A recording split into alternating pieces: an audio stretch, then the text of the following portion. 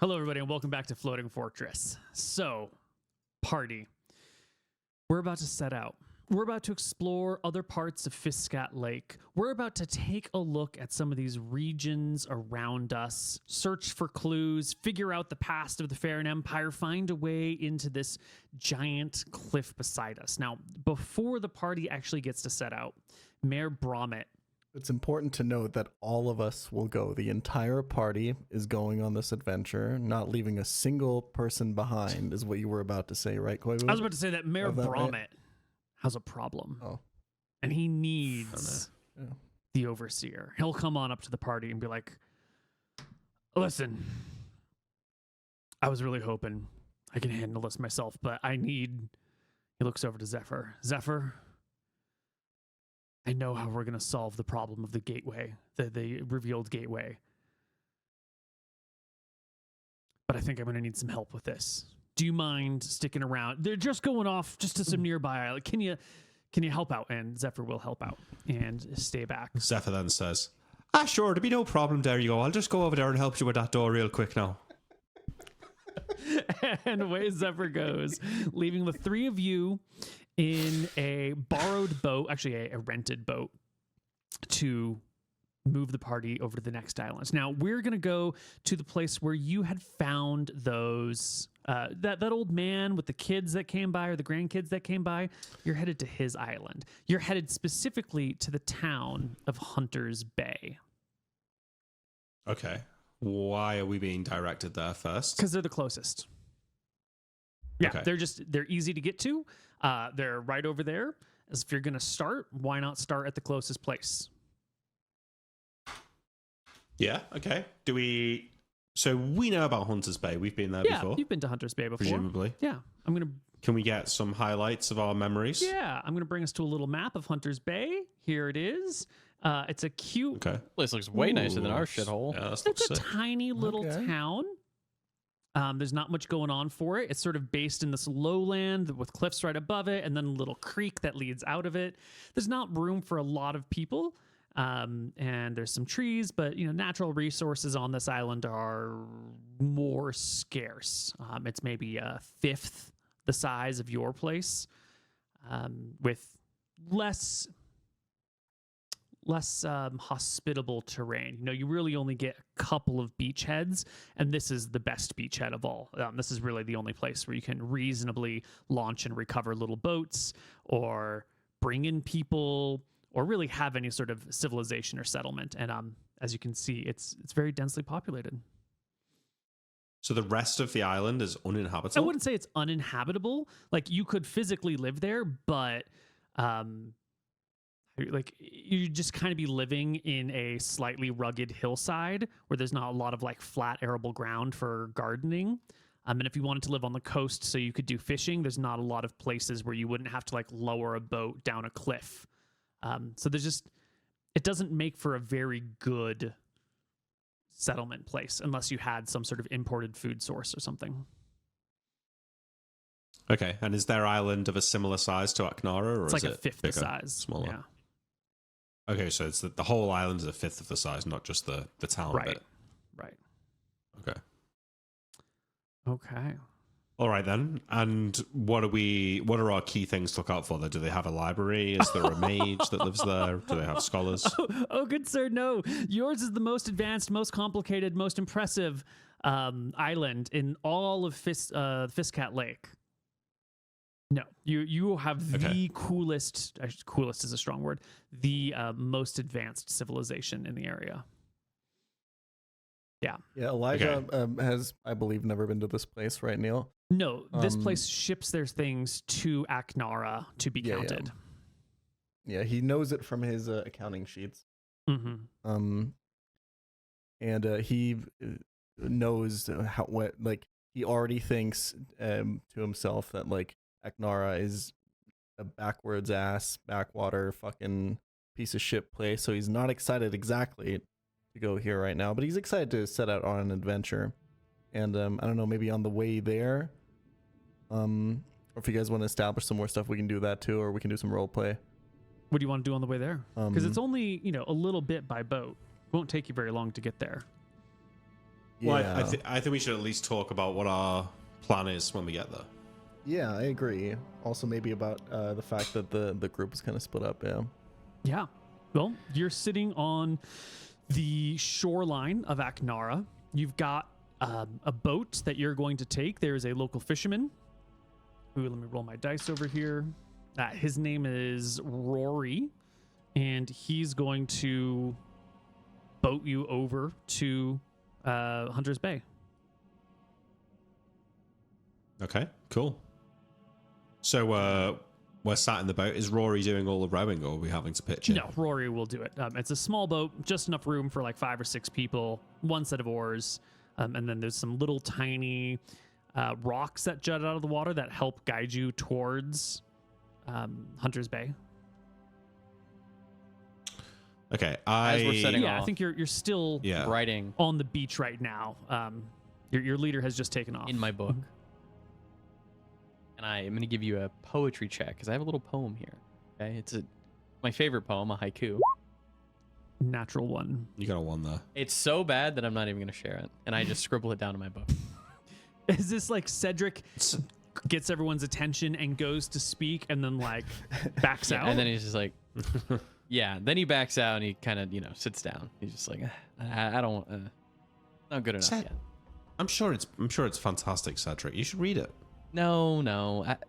Maybe let me work on it a little bit and I'll read it when it's all done. Okay.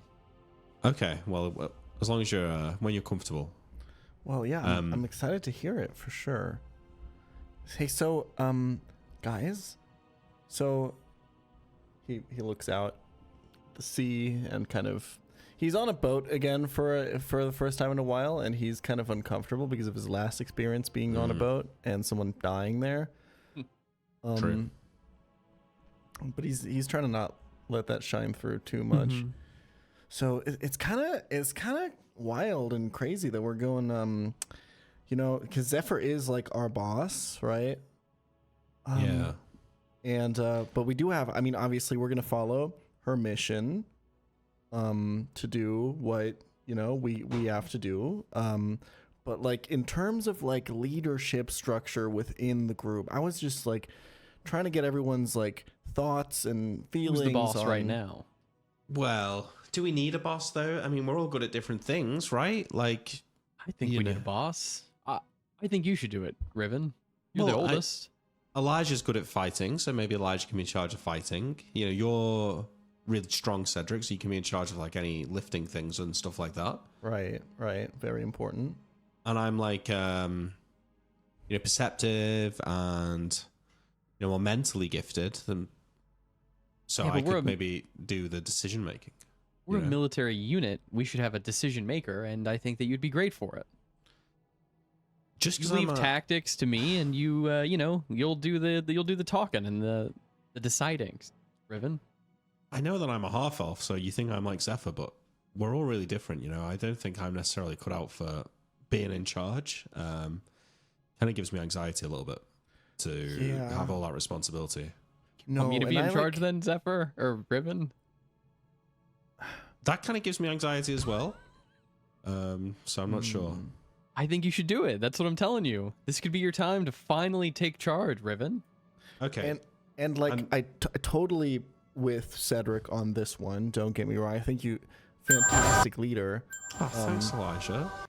But also, I'd like to add that like, I mean, when we feel anxious about something, scared about something, then like maybe that's something worth listening to in our hearts, and that maybe like there's something like unresolved there, and we should maybe there should be like a more of a longer process to get to that position of leadership where you obviously belong. And then maybe in the meantime, I look over at Cedric, one of us could kind of take that position for just taking over just for that kind of time. Yeah. You know what? I agree. You should lead the party then. You're already leading it now. You've great ideas.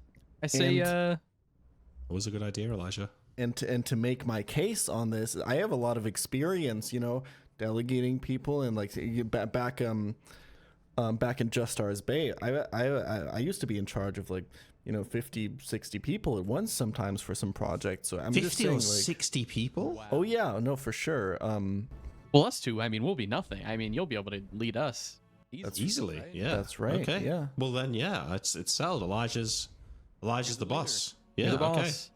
Elijah kind Until of, Zephyr comes back. right, Yeah. of course. I'm obviously, and everything is. I'm basically just here to make sure that everything goes the way that Zephyr wants it to go. That's right, true. Right. Yeah. And Elijah kind of nods and he kind of assumes this pose. And just kind of nods along as he confidently sails off. I watch Rory rowing. Is Rory an old man? Rory Neil? Does he look well is fed? an old man. Conveniently Yeah. or inconveniently enough, the old man who came to this island with children or grandchildren was also named Rory. It's a common name out here in Fiscat Lake. So this is new Can't Rory. move for Rory's these days. Well, come on, Yeah. Rory, you old bastard. Row. I'm just What's waiting for Cedric? you to decide who's the big swinging dick around here. And it turns out it's the foreigner. So let's go. You know what? Let me row for you. That's what I was gonna say that you should row because he's so strong. Rory, he's much stronger than you and young, and like you deserve a rest. Well, I appreciate that, but the muscles you use for swinging a smith's hammer ain't the same muscles you use for pulling oars. There's a technique to it too. I guess Maybe you're you right. could teach me on the way. I got a lot to learn. Sit aside, young ones. Let me show you how the old men do it. And he puts his back into it All right. and pulls the oars, and you set out on this clear, nice day with just a gentle wind Rowing blowing check? across the Ah, coast. It's beautiful. What did you say, Mooten? The salty air. on my Rowing lips. check? Rowing check. You're cruising. You don't need to make a rowing check. Sorry. Yeah. I can see your critical looks that you're giving Rory, Cedric, and I think you should be more generous. I just know I could do better. I mean, his form is all off. Well, you don't know anything about. You don't know anything about rowing. He's right. I know how to row. Look at you. You've got your right arm. It's all big and powerful. Your left arm's all weedy. Keep swinging the hammer with one arm. You have us rowing around in circles. That's wouldn't you? not why the right arm's bigger than the left. Well, it's a factor. It's a factor. All the girls in town love me. I don't need to do anything with my right arm. Thank you very much, Rory.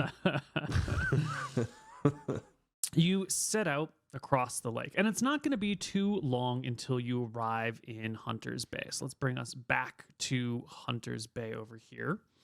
That went so much quicker than I expected, Rory. Well done. But we didn't talk about what we're going to do when we get there yet. So let's quickly have that conversation before we pull into the dock. So, from our conversations with Casea, it sounded like we want to try and talk to scholars and mages and libraries, but I don't think they're going to have any of that here. So maybe This place is kind of a shithole. Yeah, maybe we shouldn't spend too much time here. I mean, maybe something will jump out at us, but potentially we could find like the oldest family that's been on this island for a long time. Maybe they've got some relics of the past. There might be some stories. Hold on. I have history ancient and folklore. Can I do a roll to see if I've heard of any myths or anything like that about this island? Absolutely. Which one do you want? Both? History One? ancient, not folklore. 21. Perfect. So, Aknara is not the only island in Fiscat Bay. You are the one that's charged with guarding the floating fortress, but the floating fortress, ancient, powerful weapon, has a deep history in this area.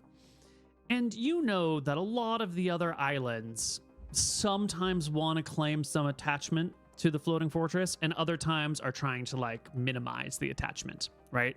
When the Empire of Verasi came through here, everyone's like, oh no, we have nothing to do with that, leave us alone. But then sometimes you get the neighbors a little bit drunk and they'll say something like, oh yeah, well, you know, the floating fortress of Ferris has all sorts of outposts all over the place. Any one of these islands could have been one of the outposts, and you know, my island's particularly outpost shaped. And this is just the sort of drunken talk of people who don't know anything, sometimes trying to claim a little bit of that nearby Aknara fame, and sometimes, trying to distance themselves and be like, please go bother those other people because we're not involved.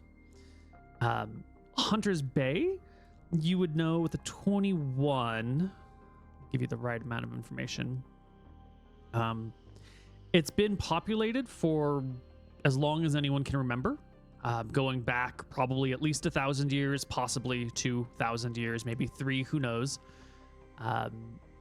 They have often, since it's one of the closest islands to Aknara, there's been a lot of like people exchanging back and forth, where like you marry someone from the next island over and, you know, go back and forth. So there's a lot of relatively good connections with the people of Hunters Bay. You probably know a couple of them. They don't have a smith, so anytime they need smithing work done, they come over to Aknara to get it done. So you'll know some of the folks around here.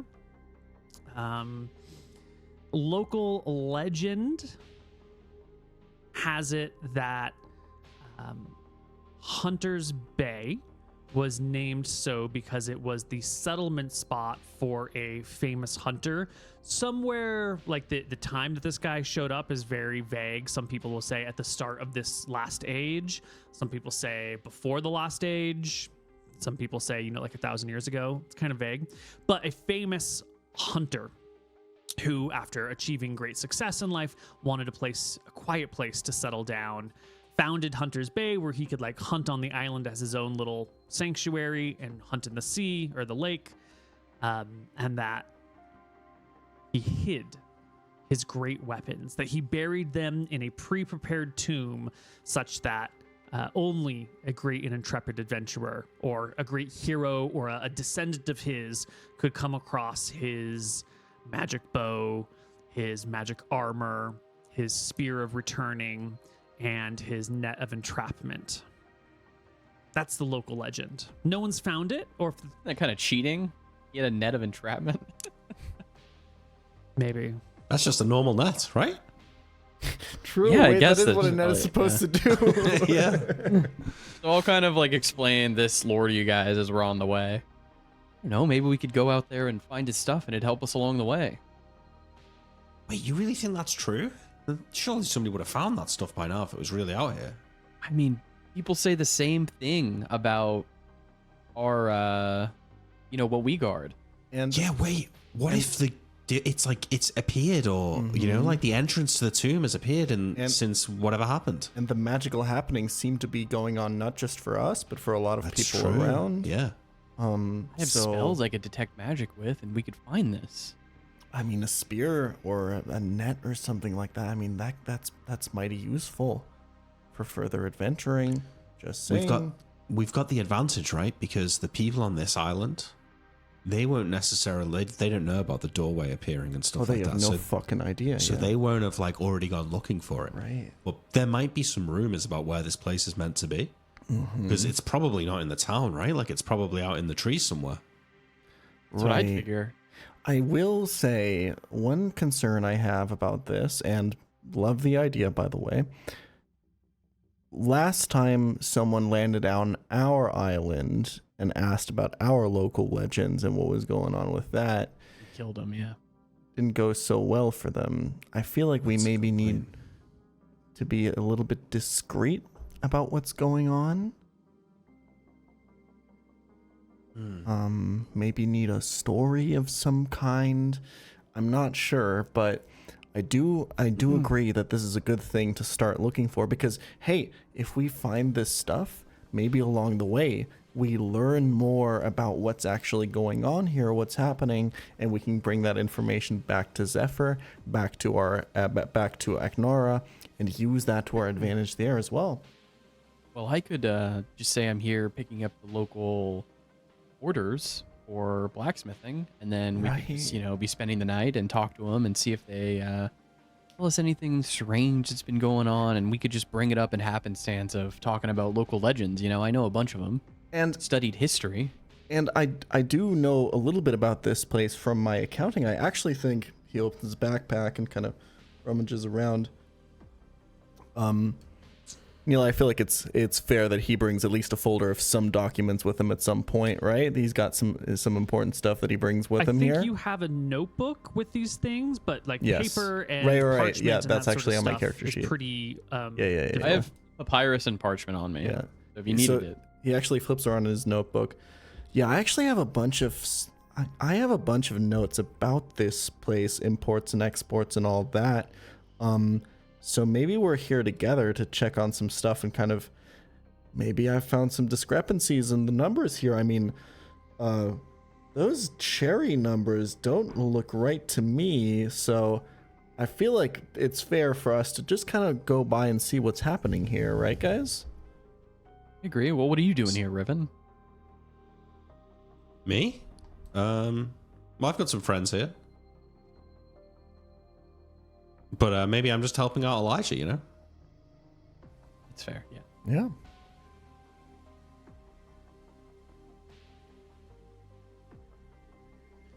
Okay, so what? We go in, we hang out in the tavern for the night and try and move the conversation towards the legends. Just see if Towards the anyone talks about legends, it. to see if there's any, like, maybe hearing about what people talk about our island about, and just, you know, getting the lowdown. Maybe we could see if we could find a descendant of this guy. Maybe find the guy's name out versus just the hunter. Yeah. You know, maybe there's something in Elijah, since you're concerned with output. Mm-hmm. You know, a lot of this island here is unused currently.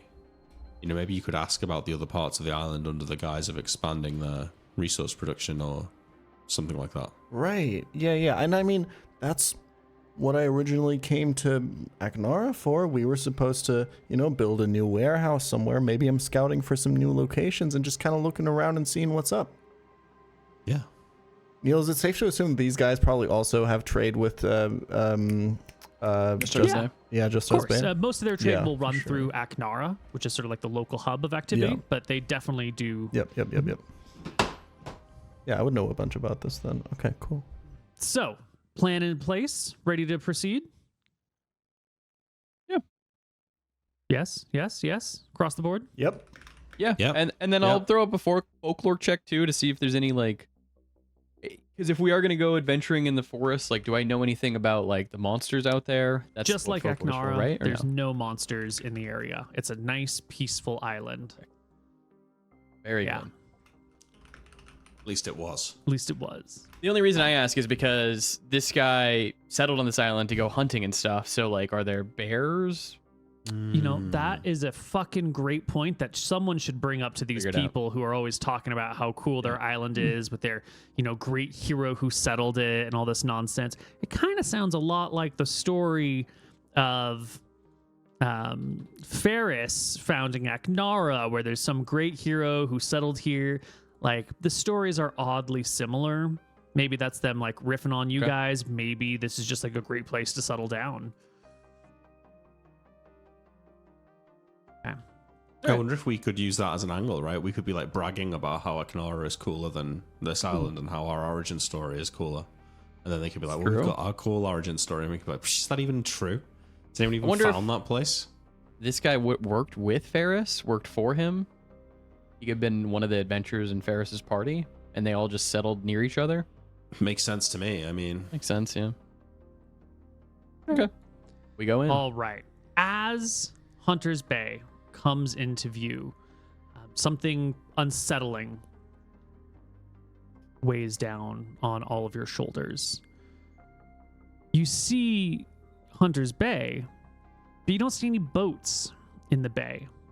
And as it, you know, you get a little bit closer and a little bit closer, you can see the boats kind of pulled up along the shoreline. And you don't see any people walking around in the streets. And as you get a little bit closer and a little bit closer, you don't see any signs of people at all. There should be maybe a few hundred people who live here, and certainly not all of them would be standing in the streets or on a boat at any given Maybe time. somebody. But there should be at least one person around, but everything just sort of looks like maybe they're all in a big town hall meeting somewhere, or maybe they've all left the island. this is a bit strange. Where is everyone? Is this normal around here? Do people... No, not at all. Okay. I turn to our ferryman. Rory. Ferryman, Rory. Rory, Aye, lad. you ever seen anything like this? Can't say that I have. Can't say that I'm looking at getting any closer. We got to go in. I mean, we got to figure out what's going on here. Yeah. Well, it seems Right, leader? Well,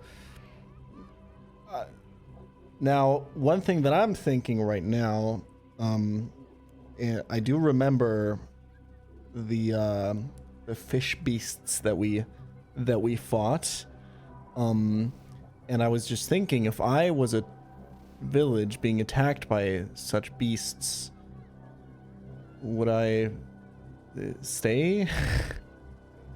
Or maybe like we should, I mean, If the fishmen had attacked the town, there'd be signs of it. probably, right? Yeah, because that's what I was actually just about to say. Yeah, we Neil, should. sorry to interrupt you. Oh, no worries. We should get a little closer, Rory, I think. Just to kind of maybe, this is like a weird. Maybe It has to be connected. Zephyr would want us to check this out, surely, right? Oh, for sure. Yeah, no, absolutely. Zephyr would tell us to get real. I just want to be a little bit careful, because if there's like 50 to 100 of these fishmen laying in the water right now waiting for prey, then we don't want to run into that. Well, that's true. Rory will say, I heard tales about the fishmen you saw. If you think those fuckers are in the waters here, I don't know if it's a good idea to get any closer. We got to do something. We got no choice, Rory. I'll do a check. Is there any signs of any wreckage or any Just anything? Blood in the streets, any broken windows or doors. let's take a look here. I'm gonna roll my dice.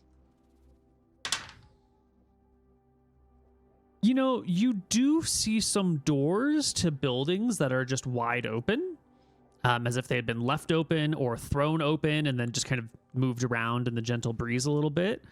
Not every house is open like that, but a lot of them are. Yeah. Okay. On this, I think we should go, guys. on this little map, I'm gonna say that you guys are way out here. I don't know if you can see that little green ping I'm making, way on the left side. Yeah. So the information that you can get from being safely away from the town is more limited. If you were to be like all the way up in here, you'd have a much better view of things. In we go. Yeah, Yeah. Rory, take us further into the bay. As you say, he says, and closer in we go. And as our boat approaches, maybe this point right here, just as it's like heading for the shallows, we notice our first sign of trouble. There, near, at this point over here on the north side of where you're looking, you can see a skeleton kind of just laid out on the ground, splayed out. What kind of Like, skeleton are we talking about here? Humanoid skeleton. Nah, but like flesh on it or just complete Bone, like you've there's a- dug up, It looks like Halloween decoration. like Halloween decoration. Yeah. Jesus. That's Well, oof. fishmen couldn't do that. Elijah takes a second when they landed. being reminded of his mortality once more. Holy fuck. Jesus. I'm just a little Malchus? seasick, guys. Keep it together, boss. It's okay. Come on, Elijah. You're doing okay. You'll be all right. We need you. We need your leadership. I mean, that's not a good. That's a skeleton, right? That's what like pirates put on their flags. When the gods landed near us, were some skeletons in the immediate area like this or no? No, people were like blown to pieces. Like you might get hit by Got it. fragments of skull or brains or, whatever. This is like the most classic warning sign that anyone could ever think of is a skull. The hell's I going look up. on Are there here? any vultures or any birds flying through the air? There is a wing of geese moving overhead. And the geese didn't do that. No geese I've ever seen. We have to check this out. There's like dozens, if not tens, of families that live here. I mean, you know, there's kids, there's old people, there's God. couples, It's just And maybe we think should of what's just gonna leave and get happen out to of the- here. pregnant Think of women. what's gonna happen to the cherry numbers if Hunter's Bay falls away. Oh God. The other towns are gonna have to all go up by like 10 to 20% to match the demand. And I grab that's not- Elijah by the arms and shake him. Elijah, snap out of it. Sorry. We need you present. This isn't Yes. about cherries. Right, of course. Right, it's about Guys, human lives. I'm scared as well, but we should go. Well, I know I'm not in charge, but in my view, we should land and we should see what we can find out. Cedric, what and do you we can think? keep Rory here for a quick escape if needed. Yeah, Rory, would you mind staying in the boat for a quick escape? We got to check it out. We got to see if there's any I survivors. sure as hell ain't going on Rory, land. No, you just stick around for, 20 minutes, half an hour. We'll explore. If it seems safe, you can leave and come back tomorrow. I'll stay out here until Otherwise- I see some sign from you one way or the other. And I'm gonna an old cast man. Bless on everybody. Don't worry, I ain't leaving you behind. I understand we're all in this You're a together. good soul. I cast Bless on everybody as we're pulling in. Takes around a Tell minute. us what it does. So everybody's going to have +1 bonus to their next saving throw or stat check. Okay. The bonus must be Gotcha. used on the next save or check. right, so you can't save it. Like you're just Yeah. the next thing you do is just better. Whatever the next thing you do, it's +1, yeah. And it lasts the whole day. Wait, guys. Before we Nice. go, I have an idea. Hello? Hello? Yeah, that's actually a pretty good idea. I look at the doors and the windows, Neil, to see if there's any curtains or blinds twitching. Yeah, you give a nice shout, couple of calls onto the land. You see a curtain move, but you're pretty certain that's probably just from the wind because it was just one that flapped around a little bit. But you never know. Maybe there's something in that room. Would you like a willpower check? I don't know what to do with it, but yeah, go ahead. Like as a proxy for No. perception? That's okay. Okay. I mean, surely at this point, do we have something to throw in the water? Maybe do we have something lying around? You have what you brought with you. I got just what you brought, yeah. What did I? I mean, I bring? think we just go in and we go figure it out. I have my breastplate on and my shield on, and I'm Wait. geared up. I take a little bit of my rations Mm-hmm. and I just mash it up in my fist a little bit, turn it into crumbs, and just throw it out into the water. It scatters into the water, and a few moments later, you see like a little bloop as a fish gets one little piece, and then a few moments later, you see another little bloop as a different little fish gets a different little piece. All right. I mean, guys, I'm no expert in fish, but if there was hungry, vicious fishmen around hunting, I don't think these little guys would be here so chill, right? So maybe it's fine. Oh God. Oh, I can't look at the skeleton. Okay, let's just go. Let's just go. Elijah, go We pull in. go ahead and take 50 XP for your excellent job of, throwing things in the water and calling out to the land. Good job. Those are good ideas. 50 experience. Thank you. Rory asks you if he should put you in all the way in the middle of town or if you want to be put on one of these edges. One of the edges for sure. Yeah, You wanna- I agree. Let's go for the edge, yeah. Let's go for like this. We were here, so let's more over to here. Perfect. Good use of the word more. All right, the boat comes on up to one of these little tiny docks. They're real tiny. And the three of you can dismount, and Rory will, as soon as you're dismounted, ask one of you to push him back, and then he'll row back out into the middle of the bay and drop himself his little tiny anchor. Oh, I don't like that. Ugh. Yeah, I guess whatever. It is what it is. Can you all swim? I That's what it came up. I can don't swim. think I can swim. Nope. Right. Well, All right. If we need you to come back, the code word is just gonna be this, and I'll hoot 3 times. Hoot, hoot. Well, why can't you just say come back? Why can't you just shout for me? Because we might have to be hiding. Might end. Oh, by the gods. Okay, he says, acquiescing. All right. We go. Sure hope there's not like a random owl who hoots 3 times. Little did the party know they That's were true. fighting killer owls. All right. All right. Our party enters into the town. And sure enough, the moment you start to walk around, you see that there are other skeletons here. Some of them are in the streets, some of them are in buildings.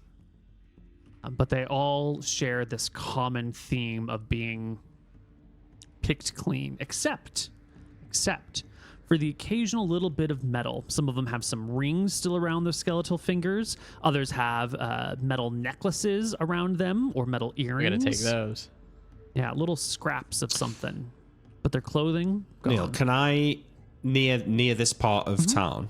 Can I see any houses that belong to families that I know?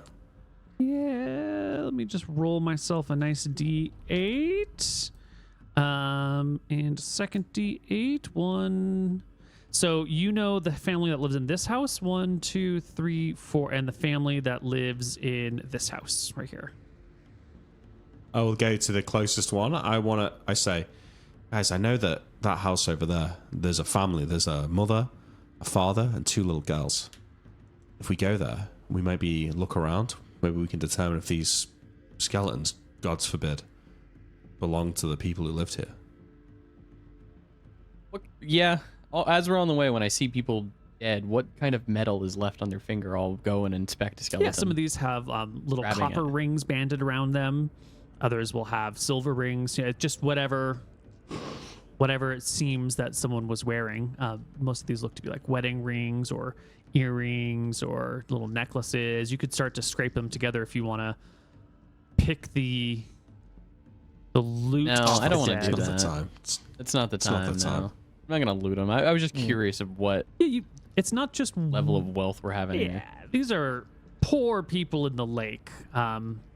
You know, when you do come across a golden ring, that's probably like a family heirloom that's passed down from generation to generation. That sort of thing. Might have like a special stone set in it. Some of this stuff you might actually be able to sell for a little bit of money if you got to a big city. So I go up to the front door, Neil, and I observe it. Is it locked? Is it closed? This Or is one it open? is. This one is closed. I knock on the door, and then I shout, Jane? Stavros? You guys in there? Neither Jane nor Stavros nor their children respond. Try to open the give it- door. I turn and grimace at the other 2 as I go to turn the handle. The handle turns. It's one of these like lever style. You lift it up. And when you go to push the door in, you feel like there's just a little bit of resistance. You could probably overcome it.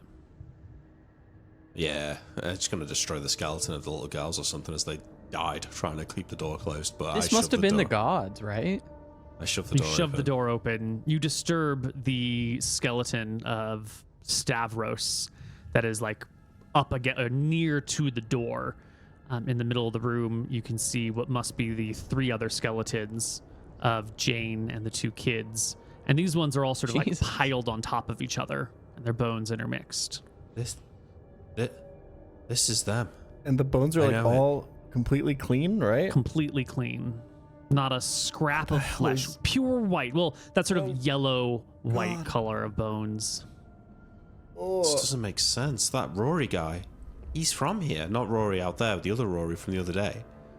He must have only been here like a week ago, right? Is that Well, not- accurate, Neil? Probably A week? less. Less. Neil, go what do check I the roll town to hall. throw up? Is it Constitution? Constitution to On keep check, yeah. yourself from throwing up. You succeed in holding the vomit within your body. Fuck. Guys. Oh, God. This is not normal. No animal could do this. Not even a monster could do this. The best I can think of is a dragon, but I'd look around. There's no obvious dragon fire. I No assume. dragon fire, no like destroyed buildings from where a dragon stepped on it, no scorch marks. Malchus and Martha must have came through here. That is the only thing that can explain this. Let's look for signs of a struggle, you know? Maybe it looks like Stavros and Jane tried to hide, but perhaps if there was something, someone tried to fight. Let's go to the town hall. Yeah.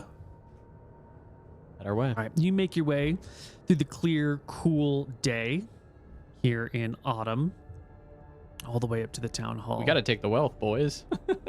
The town hall is closed. That is it normally is. Like the doors are just shut. I'll open them. Yep. They open without any problem. There's no locks here. Why would you need it? It's a small village. Everyone knows everyone. The town hall's for communal use. And you can stride on through. The place looks untouched, unlooted, unbothered. It looks quite normal, except for the fact that there's no people in it.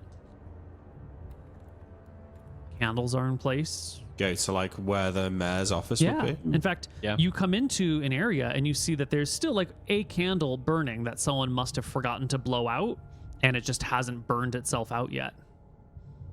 I estimate how long this candle would take to burn out, if I can. Yeah, you'd have to. Obviously, I don't know how tall it was, but I can see the wax that has come off from it. That's true. Are there any other I candles know- nearby that aren't Yeah. burned at all? True. Yeah. Then you could estimate that was the candle. That's a very clever idea, Nick. Why don't you take 100 experience for that and make me an intelligence check? Thanks very much. No worries. I like how you use the wax pooling around the Nice. base of the That's it. candle as a Oh my god, Riven! That's right. Jesus. 100 XP as well. That's nothing to be sniffed at right there. That's like it's Well, long. it was a good. 8% of my total It XP. was a really good idea. Thank you. Yeah, there's a fairly large pool of wax around this candle. You've used a lot of candles in your life. It looks like this has probably been burning for 2 to 3 days. You know, sometimes you can get these really fat pillar candles which burn nice and slowly, and this is one of them. It's near the bottom. It's not fully burned out, but it's probably been burning for 2 days, maybe 3 days. Was there like a holiday 2 or 3 days ago or anything like that? 3 days ago, Full Astaire moon. was at his peak in the sky, and it was the new moon. That's a bit odd, right? Maybe. Shrug. Astaire is the Maybe. god of judgment. No, he's like lawfulness. His son is judgment. and, yeah, lawfulness, order, like organized society. A little bit of protection in there. This has to be the work of the gods. I mean, what else could do this to a whole town? I couldn't possibly think of anything else. I mean, this looks like a rapture. We'll go through and look for the mayor's stuff, I guess. Yeah, you Yeah. can find. Hell Where they is keep their happening? wealth. What did I get myself into? Oh God. The mayor might have a diary, Neil, where he's been keeping regular notes, and that might give us a concrete timeline of when this happened. Absolutely. You find the mayor's office. It's all neatly put away, like he's concluded business for the day. There's a little desk here. There's some candles on it that have been blown out, but little fire starters nearby. There's an uncleaned plate that has just a couple of little crummy crumbs on it that sits on the table. As you open the And a drawers, check- Yeah. you find the journal, the mayor's notebook, and it has like, log this thing, blah blah blah blah blah, log this thing, blah blah blah blah blah. I hand it to Elijah as I can't read. I read it. Yeah, the last entry is from Monday the 15th. Wait, today for Can you send it to reference. me so I can read it to the party? I found something here. This is the last entry. Monday the 15th. Stare is high in the sky, and we've received his blessing. The candied cherries have been tested, dried fish salted, and the offerings made. And it just ends there. Do I recognize that festival or that offering? Maybe your folklore skill rings a bell on that, Cedric? And It's toss- always nice to make an appropriate. You don't even need the folklore. Everyone would know this. When a god is at its highest point in the sky, if you want their favor, you might make a little offering. Some people don't believe in that stuff. Most people understand that, like, if you want your society to receive the blessing of the god who like oversees societies, once a year when he's at his apex, make a little sacrifice, maybe put something, find a way to make an offering. If he's at his apex, it seems very common. Who's at their lowest? Malchus would be at his absolute lowest. Is Monday the 15th? Which means he's not in the sky at all. Is that the day? Was that the day the gods came down? No, that was Wednesday the 10th. It was 5 days before that. And what day are we on now? You're on Thursday the 18th. The 3 days. And checking my notebook for shipments from Hunter's Bay. Well, they do cherries. Cherries usually aren't in season until later in the year. So this would be like they would harvest some cherries and then they would candy them. And then like some months later, you test the candied cherries to make sure that they're like taking properly. Yeah, I was just wondering if there was any incoming shipments between now and the 15th into Akanara. Checking your notes. Yes. Can you make me a bureaucracy check to see if you've kept good records? That's why I have that skill, right? One of many reasons. There you go. 16. For a little island like this, I think you cut some corners. I think you were just expecting, because what you would expect from them these days is salted fish, to just pick up this information at Aknara, and you cut a corner here. Yeah. You didn't note when they're supposed to do their shipments. Would I know of like a poetry club here, or like a scholar here, like a teacher? Basically looking for like someone who actually dabbles in the arts or writing. You would probably know this. You're the blacksmith's son. You're very well, people come to you. There is someone from Justar's Bay. I need a die here. Yes.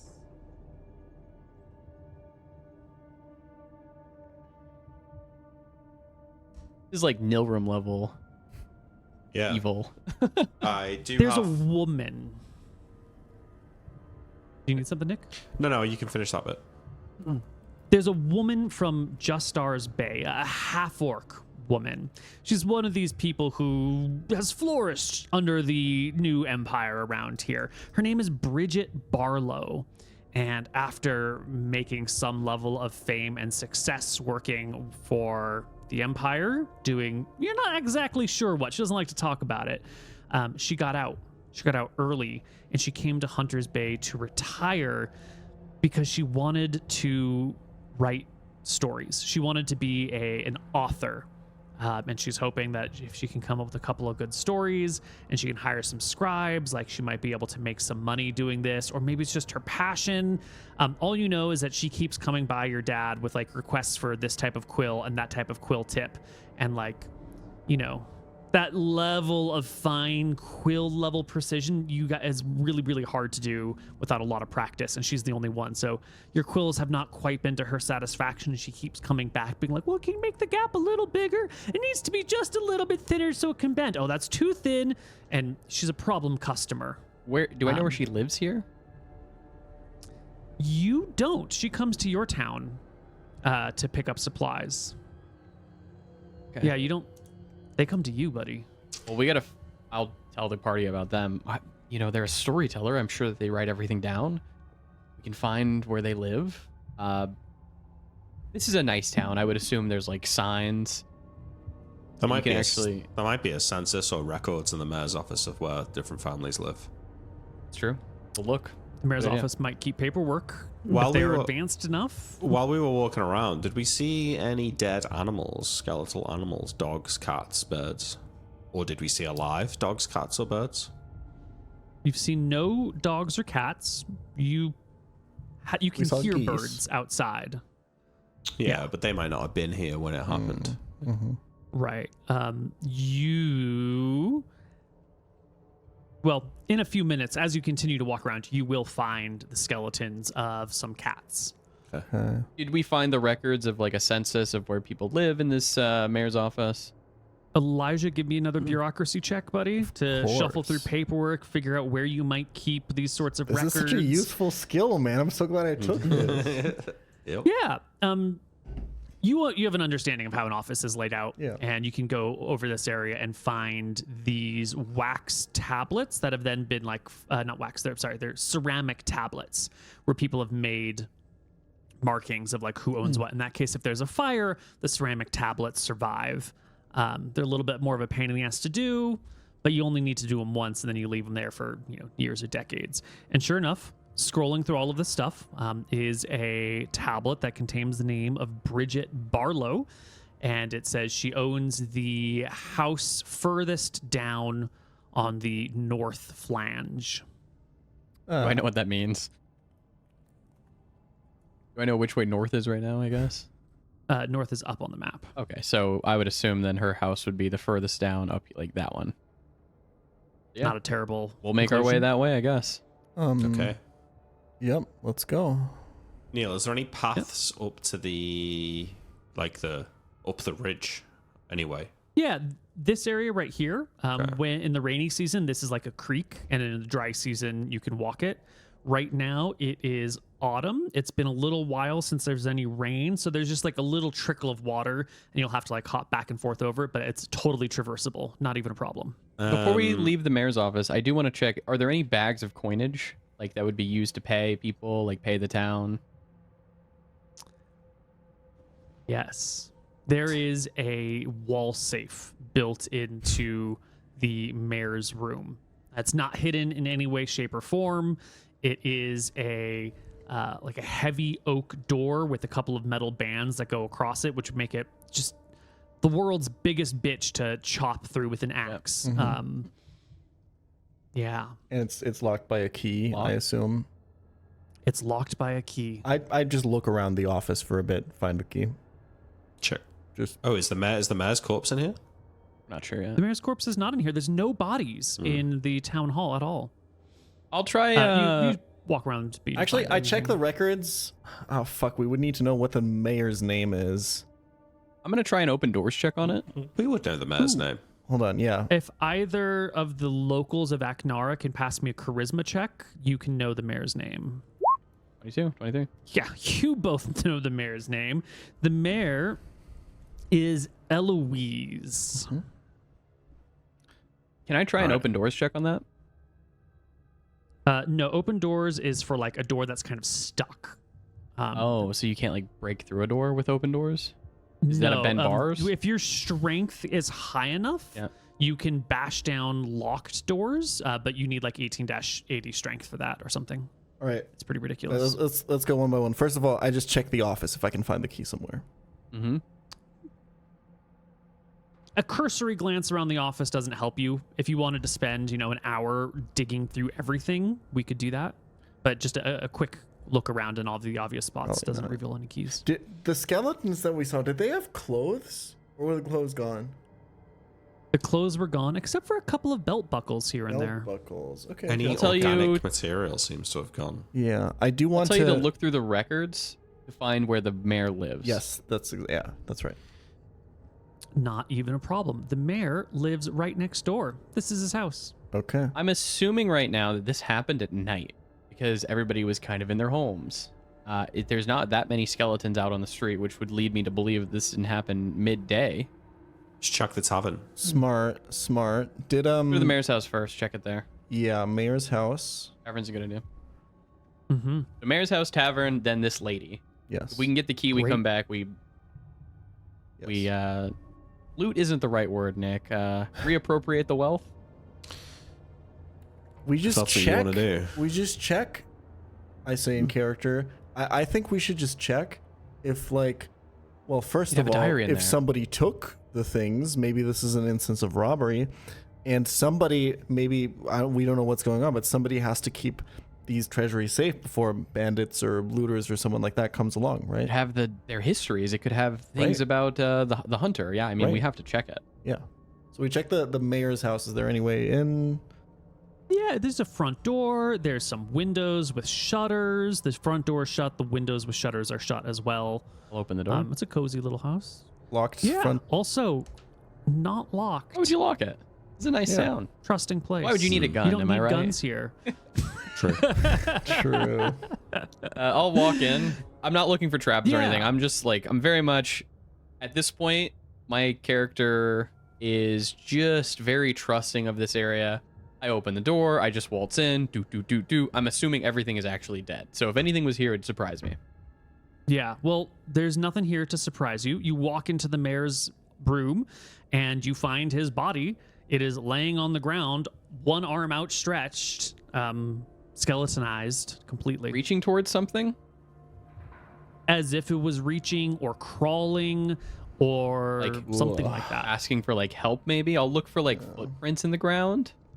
Neil, The floor is wooden, no footprints. any Nick? like, you know how people's clothes are disappearing? Is there remnants of like curtains or other fabrics that would have been in these houses? Oh, yeah. Curtains are it's- here, fabrics are here. So only material that was being worn by the bodies seems to have disappeared. Maybe. It could be very hard to know if some fabrics are missing. You know, like if a house doesn't have curtains, is that because the curtains are gone or because Right. something ate the curtains? Well, yeah, but Right. the existence of any curtains anywhere would disprove. I'm going to cast Detect There you Magic. go. So there is So there is at least some curtains and fabrics some places. there are some curtains and some fabrics. Now, cleric detect magic is going to be very different than our normal style of detect magic. Yep. You can just sort of do it at will. And at low levels, you have to be very close to very, very strong magic to even notice anything. Detect at the most high levels, overwhelming of men. Right. So as you're standing around kind of searching out, you don't feel any overwhelming magic, which is all you could do at this low level.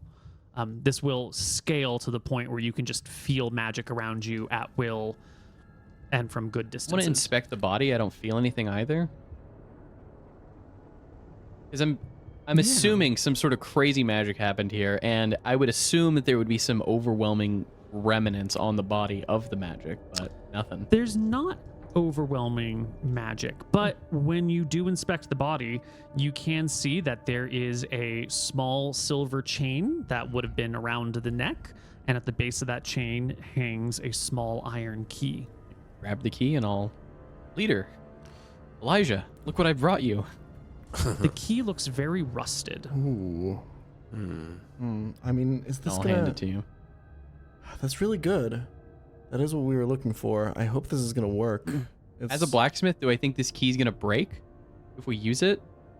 No. Okay. But it looks like it's been left out in the elements for a long period of time, or like it's been sitting in salt water or something like that. That's strange. Interesting. This could be a Very key to weird. not that safe, but something else. I'll search the room as well. See if we can find Yeah, anything. I mean, it's the mayor's house. You can find his clothing in some drawers. You can Okay. find his personal wealth lying around. So his clothing how and his much? drawers are fine. Mm-hmm. Yep. What is the body doing? You said it's lying in the middle of the floor with its arms outstretched. Is there a chair nearby? Yeah. There's not. Is there a burnt out candle or anything like that? No. His feet are towards the bed. His head is towards the door. It's a small house. Not a lot of stuff in here. So does it look like maybe he stood up from his bed and then fell over? Is that? That could do it. What He's a about few like? feet from it. What about his shoes? Do I see his shoes lying around anywhere? Like he took his shoes off because he was in bed. What about His his? shoes are underneath the bed. Like they he were was in tucked bed away then. neatly. So he's in bed. The blankets on the bed are still there. You know, as you get to the blankets, you can see that one of the blankets is sort of like sloughed off the edge of the bed, but it looks like it's like a cut has been made across it, or some other division has been made, because like 3/4 of the blanket are on the bed, and then there's like an awkward shape cut out of what was dangling towards the ground. Wait, what? I'm struggling to. That sounds important, but Yeah. I'm struggling to understand what you mean. Well, imagine there's a blanket that's on a bed, Yeah. but it's not like nicely made bed. It's sort of like shifted off, so some of it might have hung on the ground once upon a time. But then somehow the part that's hanging down has been removed from the rest of it that's still gently resting on the bed. removed and is lying on the floor next to it, or removed and is No, disappeared? it is removed. Is And does it look disappeared. like it's been cut with a sharp knife? Does it look like it's been burnt away? Does it look like it's just been vaporized? Yeah, you get up real close to this. I imagine, like, walk me through, paint us a word picture of, like, how Riven investigates this. Well, I think what's happening is that Elijah and Cedric are mulling over the key because they're more interested in getting the gold from the safe.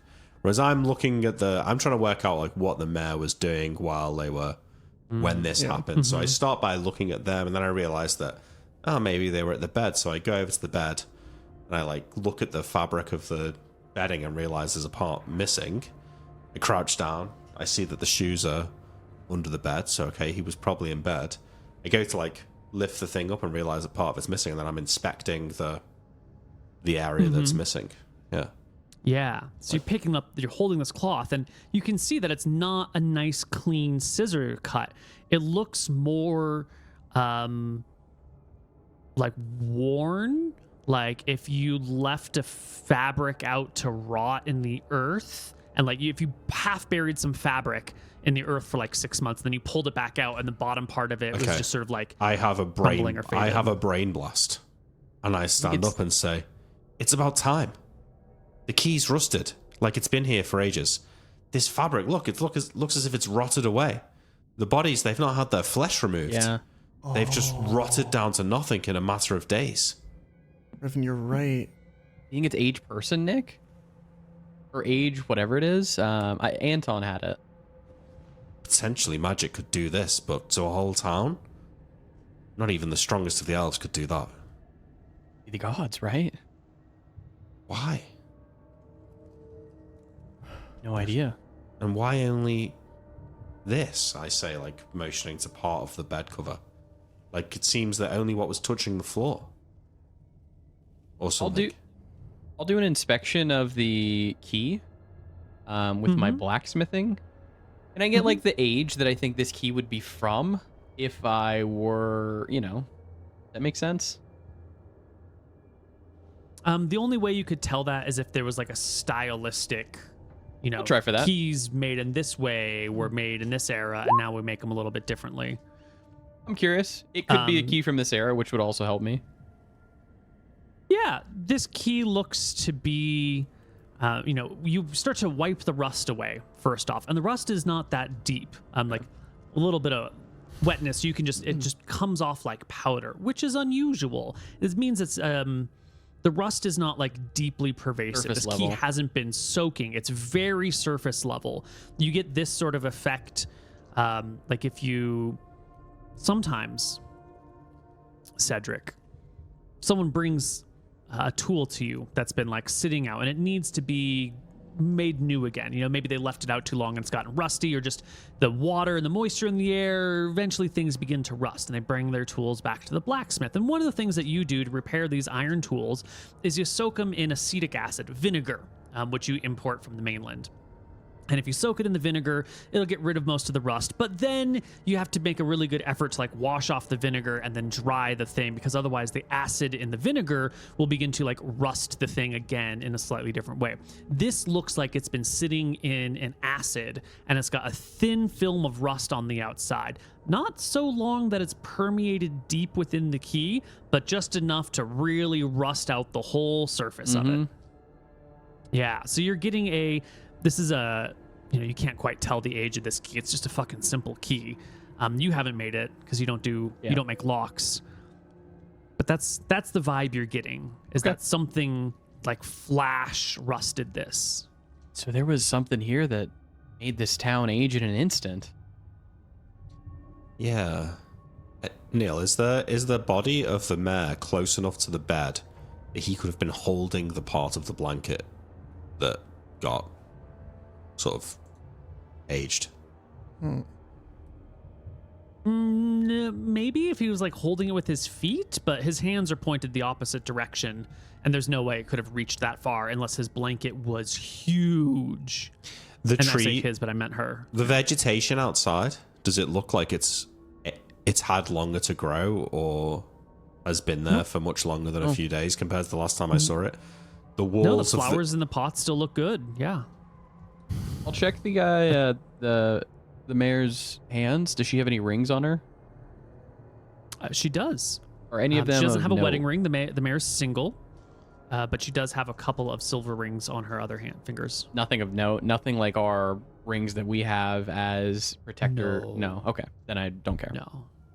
Do the rings look rusted in any way? Or old? I mean, they're silver, so they're not going to have rusted, but... Yeah. Yeah, the silver looks tarnished, for certain.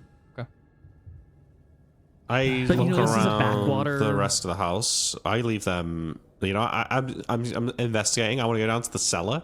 Maybe look for like bread or flour that they had down there, or dried meats, and see if any of that has been affected by this. Yeah. Instead of having a cellar that goes down to the ground, the mayor has a cellar that opens up into the wall, into the cliffside behind the house. And you can open up in here, and there's a pretty decently stocked larder. The things in here are still fresh. Like there's some eggs, some chicken eggs that are in here. There's a block of cheese. There's a loaf of bread that's a little stale, but so strange. It seems like whatever it is like a kind of a cone, or it like you pick the object because the whole bed would have been old, right? But instead, it's like a piece of it. Yeah, just the piece that was hanging down off the bed itself. Yeah. Well, Riven, I think we have everything out of here. Do you want to go back to the safe and see if there's any books or anything like that in there? Yeah, we might as well. We should go and check out the sage as well that you mentioned. Yeah, so let's go do the safe first. Yeah, you go right back to the town hall. Wait, you can see Rory out in the boat. He waves to you as you. Sorry, cross just as we're walking, near the shoreline, I want to look for the bodies of like fish that might have been there at the time that have been eroded into skeletons. Just like I assume that there is quite a lot of marine life in the bay here. So if there was a wave that killed everything biological, there should be some dead fish on the shore. You don't see any dead fish skeletons. There's one crab shell, but that's pretty common to find in around these parts. They molt all the time. Okay. I catch back up with the other two. Okay. We go back in to go and open the safe. The key fits the safe perfectly. Nice. You turn it, it opens, the door, and there are bags and bags and bags of coppers, silvers, and gold. The value, the concentrated wealth of a nation, semi-functioning state of this small backwater village is here before you. Well, let's leave that for now. Is there any papers in here or any notes? No, it's just the money. I mean, I agree that we should totally leave this here, but like, I can get a rough estimate of how much this is. Just a little bit of a. I try to. You can look through it. Do some math, rough estimate of how much we found here. The way that I would do this, Neil, I'm assuming is it like all kind of thrown into like a pirate's treasure chest? I'm assuming this is like pretty like ordered and it's all like kind of neat and. It's ordered. Coins are collected are stored in bags by type, and you've got just 3 rows: copper, silver, and gold. And the bags at the back are full, and the bags towards the front are the ones that are still being added to. The bags look fairly uniform. Yeah. So, it wouldn't be too hard to spend half an hour guesstimating the value. You'd have to count the number of coins in each bag. Just count the bags and assume one, the silver, one, the gold. Count the bags and assume that there's 50 in them. Yeah, I feel like they're large bags. Oh. They're bags that would hold many hundreds. Yeah. There's like 1,000 gold here. Rough guesstimate, maybe. Probably mostly in silver. Something like that, though. Yeah. Hundreds, thousands of gold. Well, Elijah, let's keep the key. Let's not spend too much time here. There's daylight we can and all lock this that. back up. Keep this key. I'll keep it with me, just in case. So I'll close it, lock it back up, and then I'll put the key around your neck. Got it. Okay. Yeah. Is there like a painting that we could put over this, or we don't really need to do that? I don't think so. I mean, we have the key. Nobody else can get in, so you could lock back it. But yeah. All right, we'll continue down the path. Is that okay, Riven? As the two of them turn around from the safe, I'm watching and I say, "That's a lot of money in there. We should probably take that back to Aknora for well, until Hunter's Bay gets Right. itself back on its feet.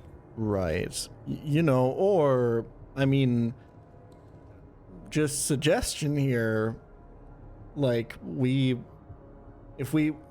here's the thing, right? If we bring this all to Eknara now, there's going to be a whole debate on, you know, whose even is this? What even is going on? You know, it's going to get complicated. What I suggest that we do, well, first of all, you know, this isn't really part of what we're here to do, so I would just keep this in mind for now. It's safe here. It's literally in a safe. We have the key. Maybe we can just leave it here and, you know, not really, I'm not saying not mention it to anyone, but like I'm just saying it's like not that important right now in terms of like other stuff, because what's happening here is crazy. And just, you know, keep the key and just kind of keep in mind that we have access to this here would, you know, be my suggestion. Someone else is going to come and they're going to find it.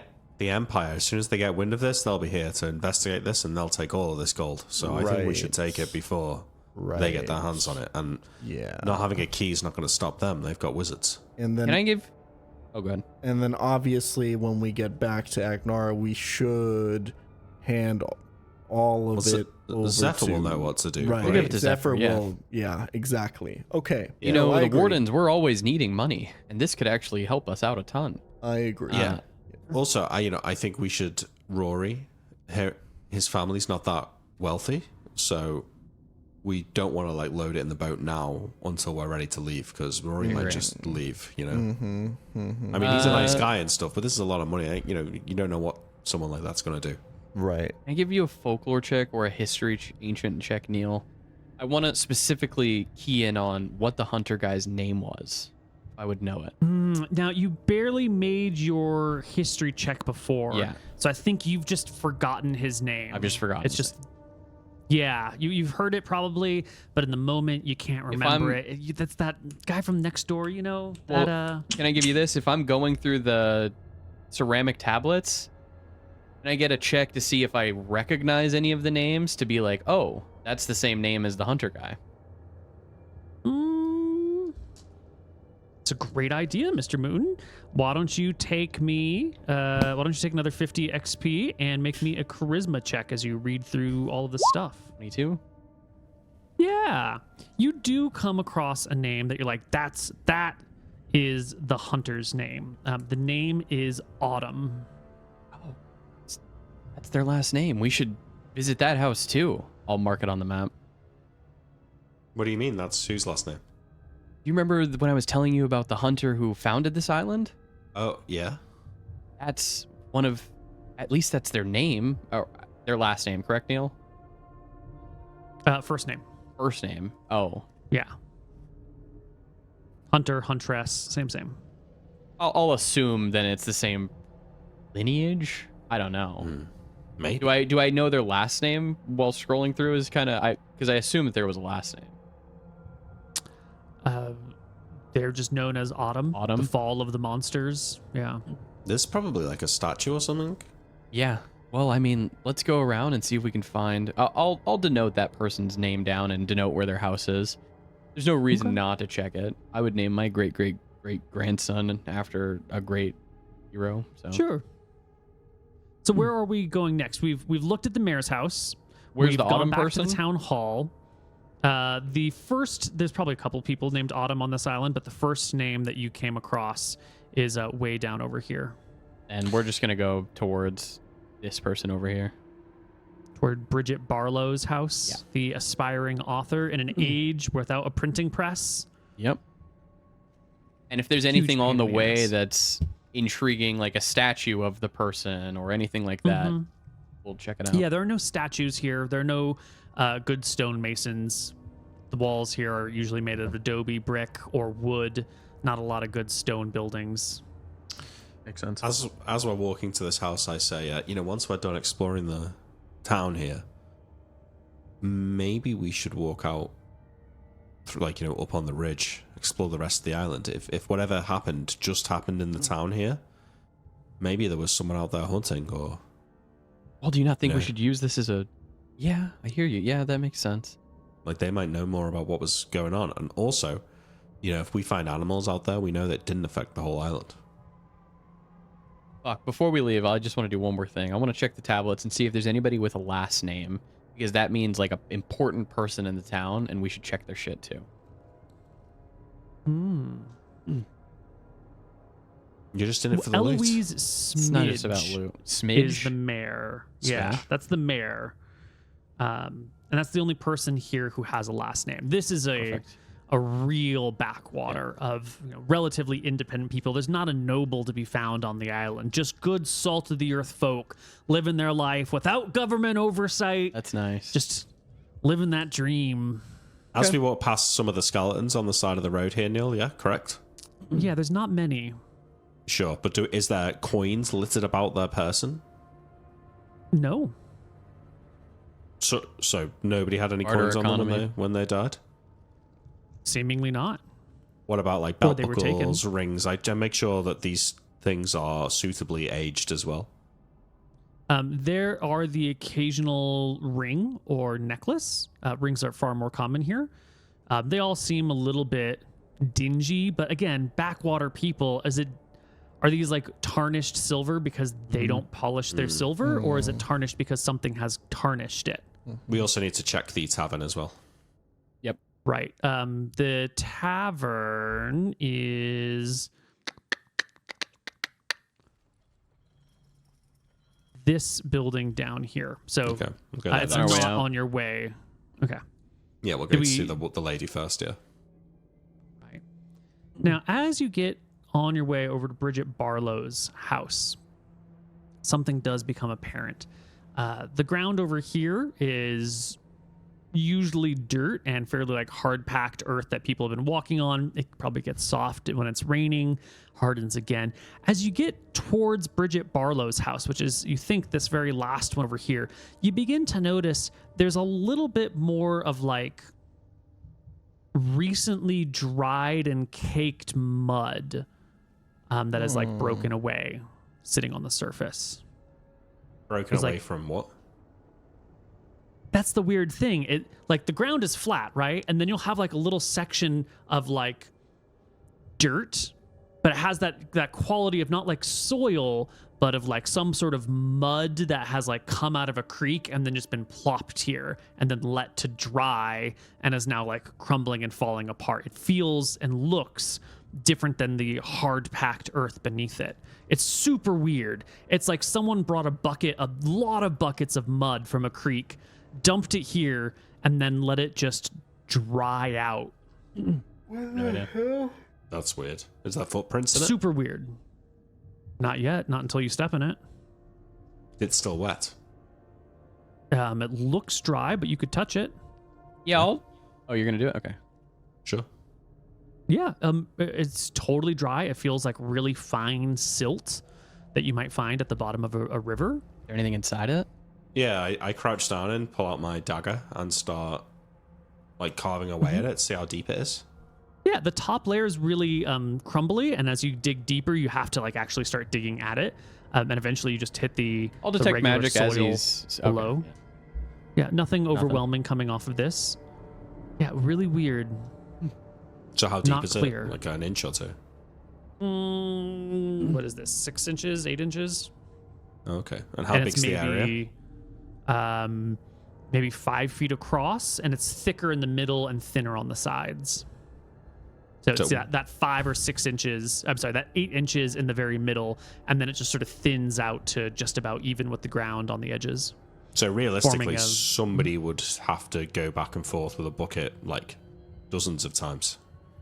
And it's not just this one spot. It's one spot right here, but then like looking down this pathway, you can see more such spots, and some of them seem to like blend together or might be even larger. And it gathers in that direction, in the northward direction. No idea. I would like to do an animal law check to see if this is evidence of any sort of creature that might, like maybe Please, it's thank you. a fish man coming out of the water, perhaps. 23. Now, you've heard tale of large creatures on the mainland who live in rivers and will coat themselves in mud to keep themselves like clean and protected from the sun. You've heard lots of stories about these sort of mud-dwelling creatures, but none of them live in this area.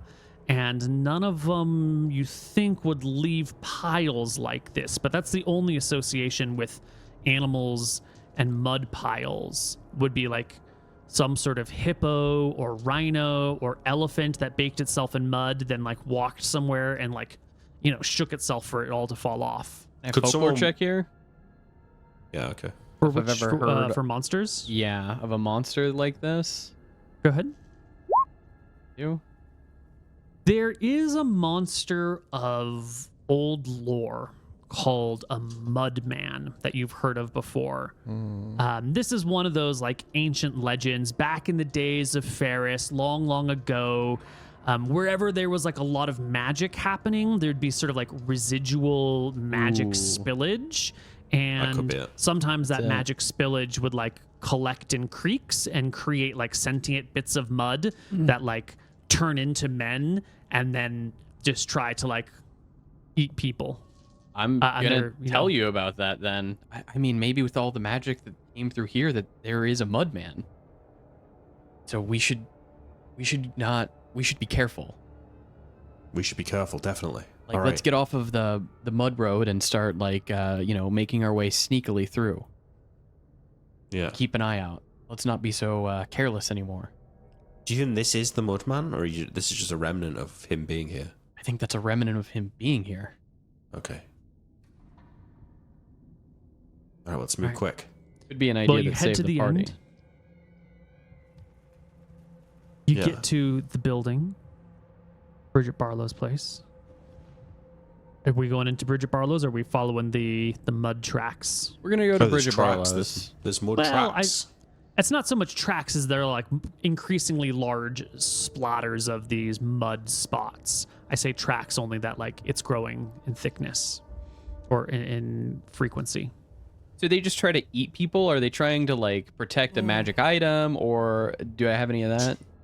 This sound, from what you know, from this like one story that you've heard, it's just sort of like magic in the area accidentally turns mud into people, and Got then it. they're just sort of like accidents, and they're monstrous, Yeah. with no real design. And I say we stay away from that mud path and we go right to Bridget's. Right. I was about to say, I don't want to meet the mud man personally. And I think we should focus on. What did you say that it's magic? Magic spillage. Like there was too much magic in this area and some of it spilled over and created this mud man. Well, maybe we are looking for magic artifacts, aren't we? At least to some degree. I think it would behoove us to check it out, at least where it goes.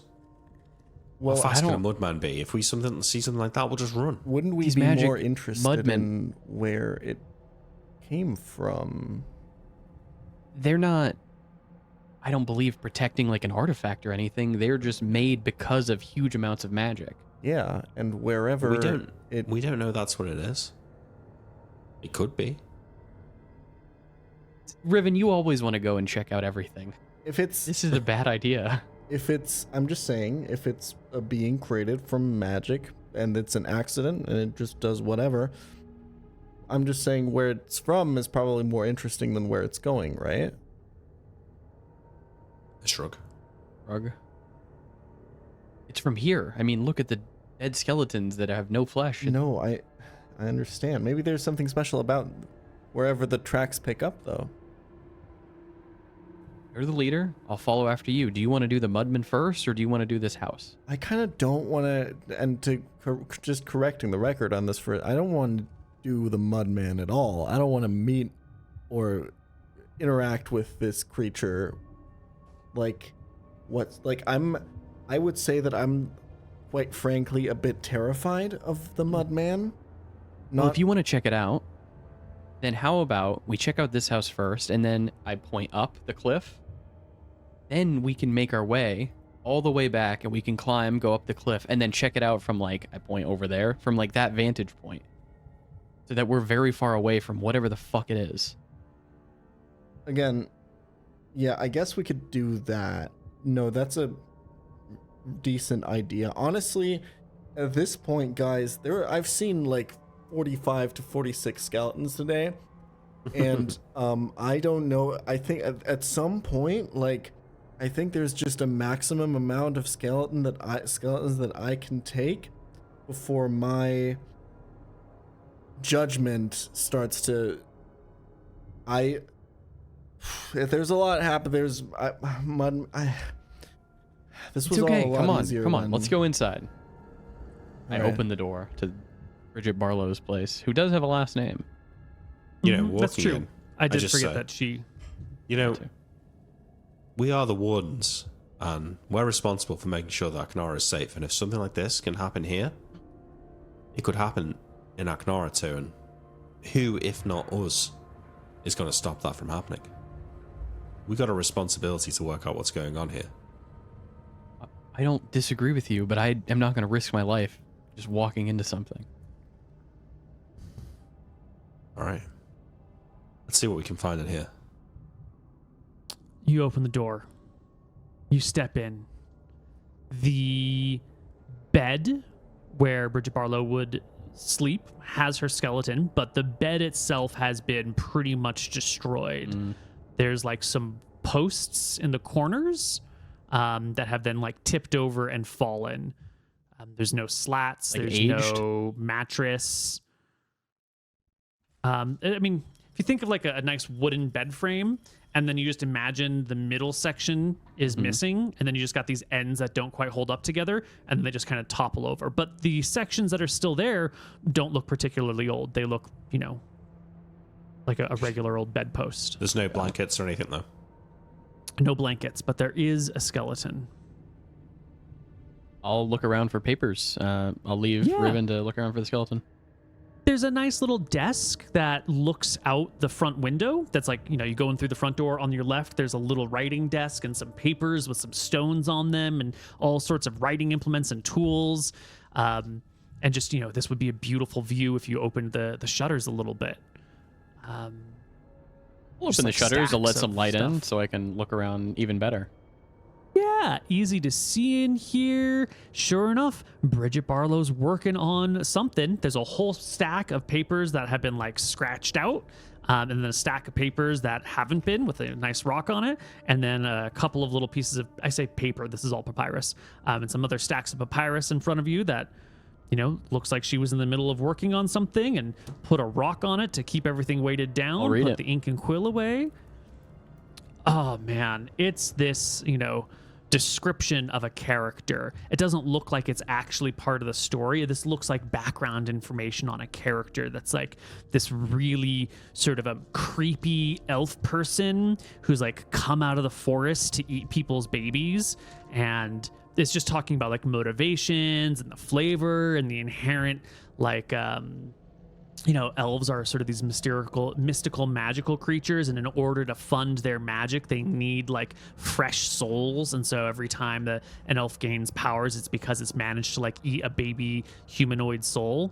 And it's just this little background detail on the dark elf who, you know, who likes to come out of the forest and eat people's kids. That's the character details. I think that's You know, interesting. it's like 5'11", 120 pounds, like really tall, super thin, long fingers, green eyes, super pointed ears, flowing blonde hair that goes down past the backside. A female, you know. When Seems did like a they? really- If I look, does it say when they came out of the forest? Is there like a date on this? Nope. Okay. I mean, I'll tell the party I think that it's significant and interesting. Could be background for a character, or it could be based in reality of someone that they saw in the town, actually. Coming out of the forest leads me to believe that it's probably tends to be more real than not. I'll look through one of the most recent... You said you tell the party about all this? I say, well, Cedric, none of this is true about what she's saying about elves. I'll look through the most recent X'd out portion and see what that's kind of saying. I want to see if it's like completely different writing style than her normal stories or something like that. Give me an intelligence check. You don't really believe know- that, do you, Cedric? Never met an elf. I don't know. There's good and evil people, right? This could be the person who did all this. No, but you said that this character gets their power from stealing the souls of babies. That's not true. I didn't say that. This lady said that. I know, but I'm saying it's made up. It's, it's racist twaddle. I shrug. I'll pocket that one then. I just think That that piece like of we paper? should give Yeah. we should. I just think that we should hear all opinions equally on this kind of thing. Okay. Thank you, Elijah. Yes. Riven, this is the most racist bullshit you've ever been fed. Yeah, of course. I've heard things like this before, right? Like, this is the kind of thing that gets said at a tavern late at night when Your everyone's mom having a few has- drinks. Yeah, but it's usually said with a tongue in cheek, like, isn't it funny? I'm being racist as a joke Yeah. because that's definitely not how you are. It's that sort of. And then we've got these free speech guys who are like, every opinion counts. I'll Even check if near my her opinion is that you should die. bed for a diary. The bed is no more. If there was a diary on the bed, it's gone.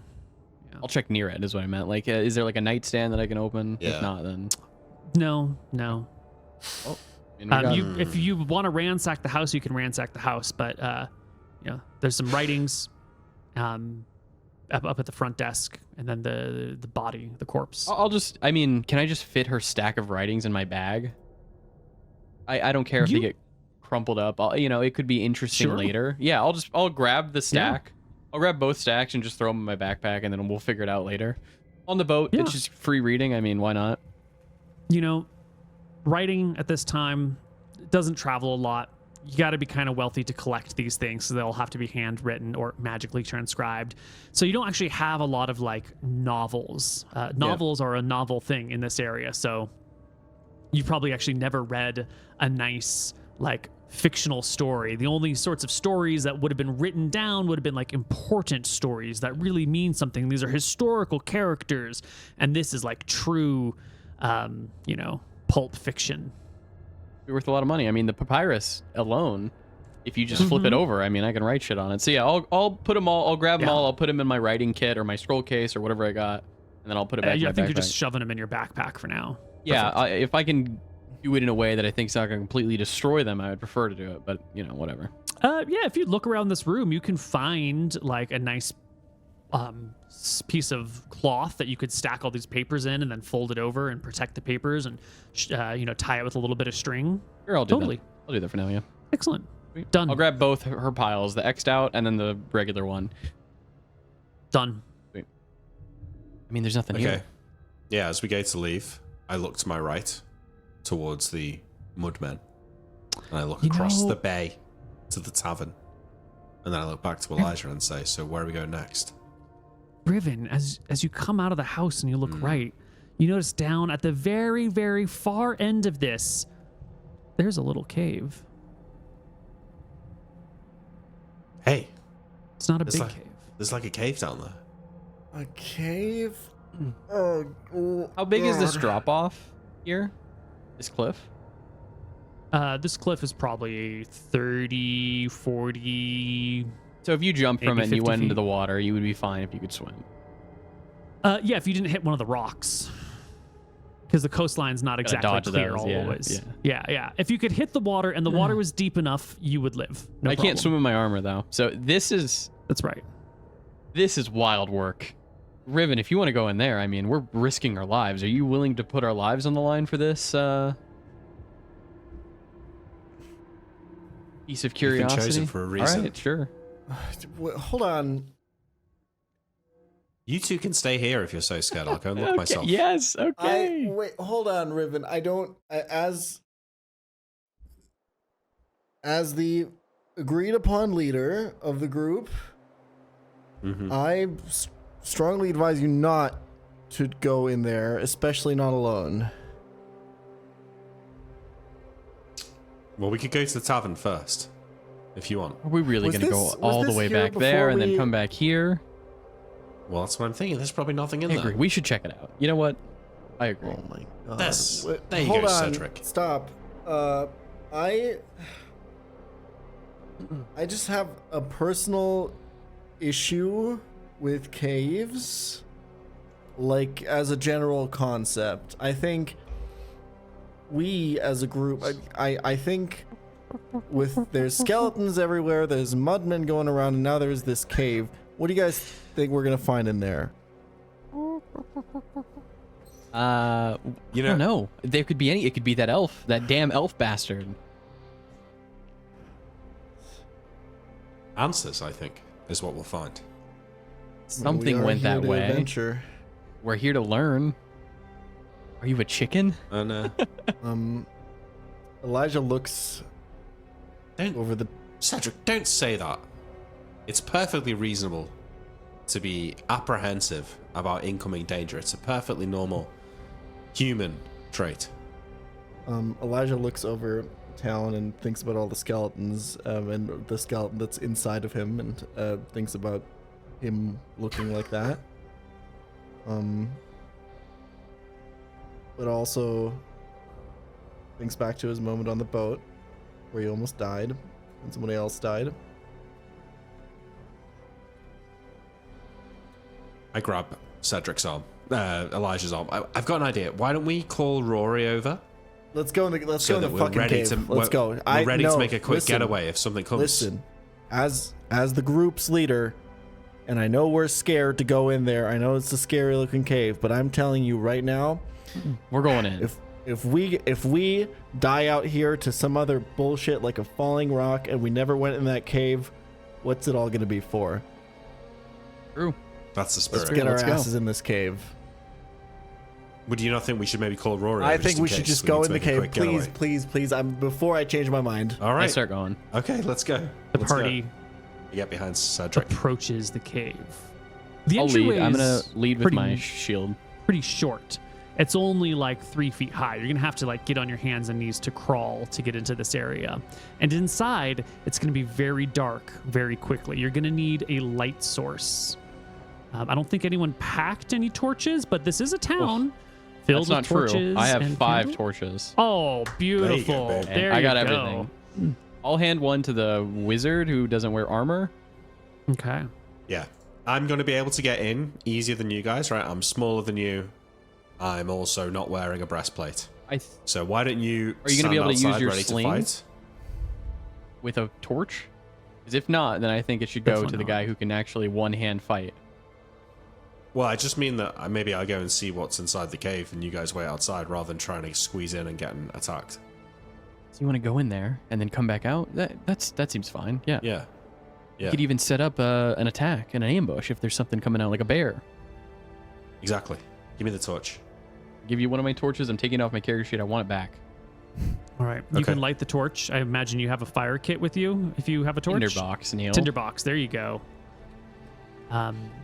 I will crouch down and put the torch into the hole of the cave and try and look in. Yeah, it's very clear from this crouched spot that the cave opens up quite a bit. That this is some sort of like narrow entrance that has probably been carved out by people to make it a little easier to get into.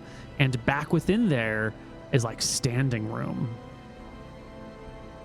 Okay. I think we Is should there come mud in. on the ground here? Yes, it's hard to tell. In this area, the ground hasn't been flattened. It's not like a normal part of the town. So it's hard to tell if this is that same sort of dried mud that you found earlier, or if this is just like earth that has fallen and gotten wet from the tides and dried up. If you can give me a really good wisdom check, a really high He gets a wisdom +1 to check. this. I'm looking like a I can do that. 27. Ooh, I get a Is +1. less? What?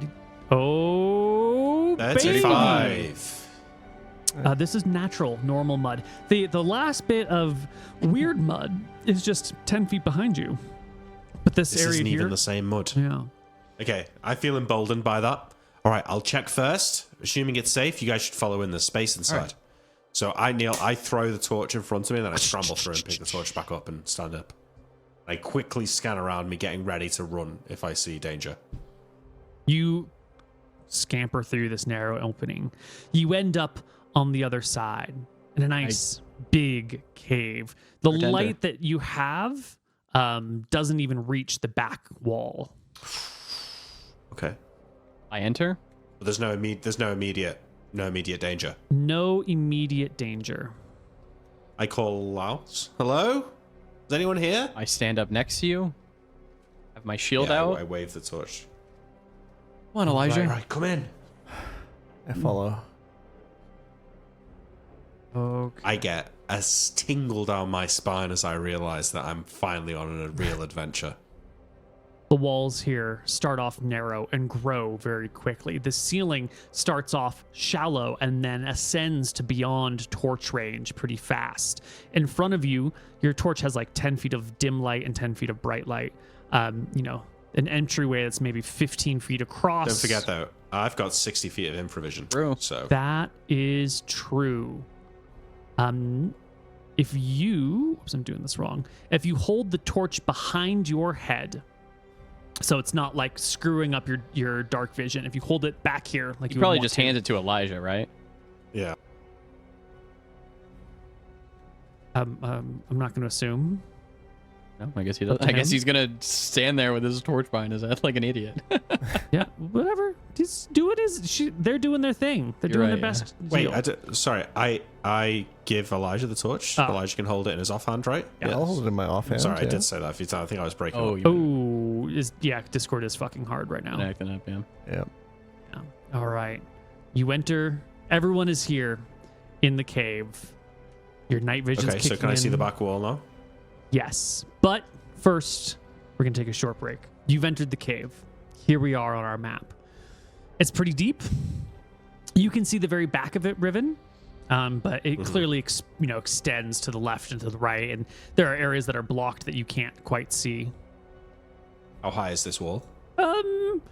That is it's at a bit of a slant, so it's not quite not quite vertical, and it's maybe 4 feet tall. So you could easily see over it. Maybe not Okay. even 4 feet. Alright. It goes up and down in some places. Take a few steps forward. I'm going to check around this Elijah's corner gonna have to first move now. too because he's Yeah. got the light. Yep. Yeah. Yep. If you want to come with me, just check. Okay. So I check around here, Neil. I want to confirm that this is... Yeah, that's where we stop. Because the ground begins to move. And I don't think that you're likely to be surprised in this situation, but I still would like you to roll me a d10. Do not roll a 1 or a 2. Just him? No problem. Just Riven. Ooh. 6. Easy. Oh, thank God. Yes, because the ground at your feet begins to shift. And I think, Cedric, you're at the very end of the vision provided by Elijah's light. You're kind of at the edge, peering out into the darkness, hoping that the man in red will find his courage and step forward. So you probably don't see this section of ground that begins to move. But Riven can call out and alert the party, which I'm imagining they do. It's something like this. Oh my God! What is that? I take a step back. What Jump is back it? a little bit to get more in the well, light. no, everyone keep your positions, please, because then I'm we're, right we're here. rolling into Is it a- initiative. Is this a mudman? This looks like a mudman. That's gonna be a fucking mud, man. It's a something.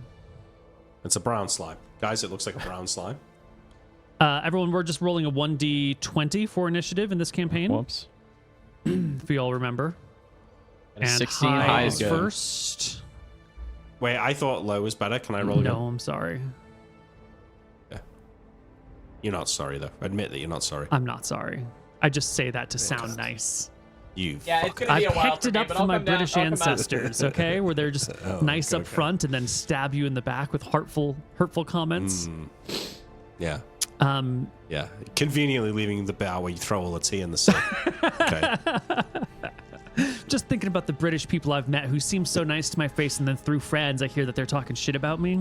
True. Yeah. Like I'm not a true tea connoisseur. Fucking No, Brits. no, that's true. Yeah. All right. This brown, slimy, muddy, oozy thingy, you notice it because it lurches forwards towards you, Riven, and reaches out with some brown, slimy, tentacly thingies, hitting you with this just like section of mud or ooze or slime or something that's attached to it.